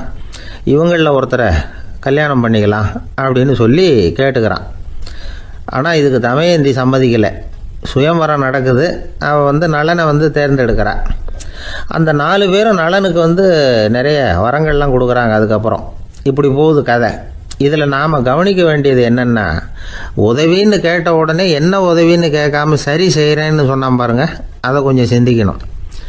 செய்கிறேன்னு ஒத்துக்கிட்டதுக்கு அப்புறம் அது என்ன உதவின்னு தெரிஞ்சும் முகம் சுளிக்காமல் அதை செஞ்சான் பாருங்க, அதையும் கொஞ்சம் சிந்திக்கணும். நம்மளால் ஒருத்தர் ஒரு நண்பனை தேடி போனால் எனக்கு ஒரு உதவின்னா சரி சொல்லுன்னா, இப்போ உங்ககிட்ட 2 கார் இருந்தால் என்ன பண்ணுவேன்னா உடனே அதில் ஒன்று உங்ககிட்ட கொடுத்துருவேன்னா, அவன் உங்ககிட்ட 2 பங்களா இருந்தால் என்ன. ஒரு ஊரில் ஒருத்தர் இருந்தான். ஒரு நாள் காலையில் எழுந்திரிச்சான். ஒரு 10 ரூபாய் எடுத்து சட்டை பையில் வச்சுக்கிட்டான். கடை தெருவுக்கு புறப்பட்டான். காய்கறி வாங்குறதுக்காக அவன் போகிறான். காய்கறி சந்தைக்கு போய் சேர்ந்தான். கத்திரிக்காய் 1/4 கிலோ கொடுங்கன்னா கொடுத்தாங்க. காசு கொடுக்கறதுக்காக சட்டை பையில் கையை விட்டான், பணத்தை காணும். 10 ரூபாய் சட்டை பையில் வச்சுக்கிட்டு தான் வந்தான். அது இப்போ அங்கே இல்லை. வழியில் எங்கேயும் அது விழுந்துடுது போல் இருக்கு. அல்லது யாராவது திருடர்கள் தெரியாமல் அதை எடுத்துக்கிட்டு போட்டாங்களா என்னன்னு தெரியல. எப்படியோ 10 ரூபாய் அவன் இழந்துட்டான். கையில் காசு இல்லை. அதனால் கத்திரிக்காயை திருப்பி கொடுத்துட்டு கவலையோட வீட்டுக்கு திரும்பி வந்தான். அதையே நினச்சிக்கிட்டு இருந்தான். அவனுக்கு துக்கம் அதிகமாக போச்சு, அழ ஆரம்பிச்சிட்டான். காய்கறிகள் வாங்கிட்டு ஆனந்தமாக சமைச்சு சாப்பிட்லாம்னு நினச்சோம், அது முடியாமல் போச்சேங்கிற கவலை அவனுக்கு. அதனால் அதை மறக்கவே முடியல. இது நடந்து கொஞ்ச நாள் ஆச்சு. அதே மனுஷன் இன்னொரு நாள் அதே மாதிரி புறப்பட்டான். பணத்தை எடுத்து பையில வச்சுக்கிட்டான். காய்கறி சந்தையை நோக்கி போய்கிட்டு இருக்கிறான். இப்போ வழியில் ஒரு ஏழை பையனை பார்த்தான். தம்பி எங்கே போகிற அப்படின்னு கேட்டான். ஐயா பள்ளிக்கூடத்துக்கு போய்கிட்டு இருக்கிறேன் அவன். சரி, அதுக்கே இவ்வளவு கவலையோடு போய்கிட்டு இருக்கிற அப்படின்னு விசாரித்தான் அவன். ஐயா நான் ரொம்ப ஏழை, வீட்டில் வசதி இல்லை, பரீட்சைக்கு பணம் கட்டணும், இன்றைக்கி கடைசி நாள், என்ன செய்கிறதுன்னு தெரியலன்னா. இவன் பார்த்தான். தாங்கிட்ட இருக்கிற பணத்தை எடுத்து அந்த பையன்கிட்ட கொடுத்தான். இதை வச்சுக்கோ, உடனே பணத்தை கட்டு, நல்லா படி, பரீட்சை எழுது அப்படின்னு சொல்லிவிட்டு திரும்பி வந்துட்டான். வெறுங்கையோடு திரும்பி வந்தும் வீட்டில் கேட்குறாங்க எங்கே காய்கறின்னு வழக்கம் போல் கேட்டாங்க. இவன் நடந்ததை சொன்னான். இப்போ வீட்டில் இருந்தவங்க அவங்ககிட்ட ஒரு கேள்வி கேட்டாங்க. ஏங்க இதே மாதிரி முன்னாடி ஒரு தடவை காய்கறி வாங்க போய் வெறுங்கையோடு திரும்பி வந்தீங்க, இப்போவும் வெறுங்கையோடு தான் திரும்பி வந்திருக்கிறீங்க. ஆனால் முன்னாடி வந்தப்போ வருத்தமாக இருந்தீங்க, இப்போ உங்கள் முகத்தில் வருத்தம் தெரியலையே அப்படின்னு கேட்டிருக்கிறான். அதாவது வீட்டில் இருக்கிறவங்க கேட்டாங்களாம். இப்போ அந்த மனுஷன் யோசிக்க ஆரம்பித்தானான். இந்த ரெண்டு நிகழ்வுகளுக்கு என்ன வித்தியாசம்? போன தடவை அவன் பணத்தை இழந்தான், இந்த தடவை அவன் பணத்தை இழந்திருக்கிறான். போன தடவை யாரோ திருடிட்டு போயிட்டாங்க, இந்த தடவை அவனாவே ஒரு பையன் பேரில் இறக்கப்பட்டு எடுத்து கொடுத்துருக்குறான். அன்னைக்கு பணம் போயிட்டுதேன்னு வருத்தமாக இருந்தது, இன்னைக்கு பணம் போனாலும் மனசுக்கு மகிழ்ச்சியாக இருக்குது, நிறைவாக இருக்குது. கொஞ்சம் யோசிச்சு பாருங்க. பணத்தை இழந்தது மகிழ்ச்சிக்கோ வருத்தத்துக்கோ காரணமாக இருக்க முடியாது. அப்படின்னா வேற எது காரணம்? அன்றைக்கு பணத்தை இழந்துட்டேன்னு அழுதான், இன்றைக்கு பணத்தை இழந்தாலும் மகிழ்ச்சியாக இருக்கிறான். ஆகவே மகிழ்ச்சிக்கும் துக்கத்துக்கும் இழப்பு காரணம் அல்ல, இழப்பு பற்றிய நம்முடைய அறிவு தான் காரணம் அப்படிங்கிறது பெரியவர்களுடைய கருத்து. எந்த பொருளும் நமக்கு கவலையை உண்டு பண்ணுறதில்ல, அந்த பொருள் பேரில் நாம் வைக்கிற பற்று தான் கவலையை உண்டு பண்ணுது. பொருள்கள் நம்ம விட்டுட்டு போயிட்டா நாம் அழுதுகிட்டு இருக்கிறோம், நாமே அதுகளை விட்டுட்டு வந்துட்டா மகிழ்ச்சியாக இருக்கிறோம். இந்த உண்மையை புரிஞ்சுக்கிட்டு நம்முடைய வாழ்க்கையை நல்ல விதமாக அமைச்சுக்கணும்.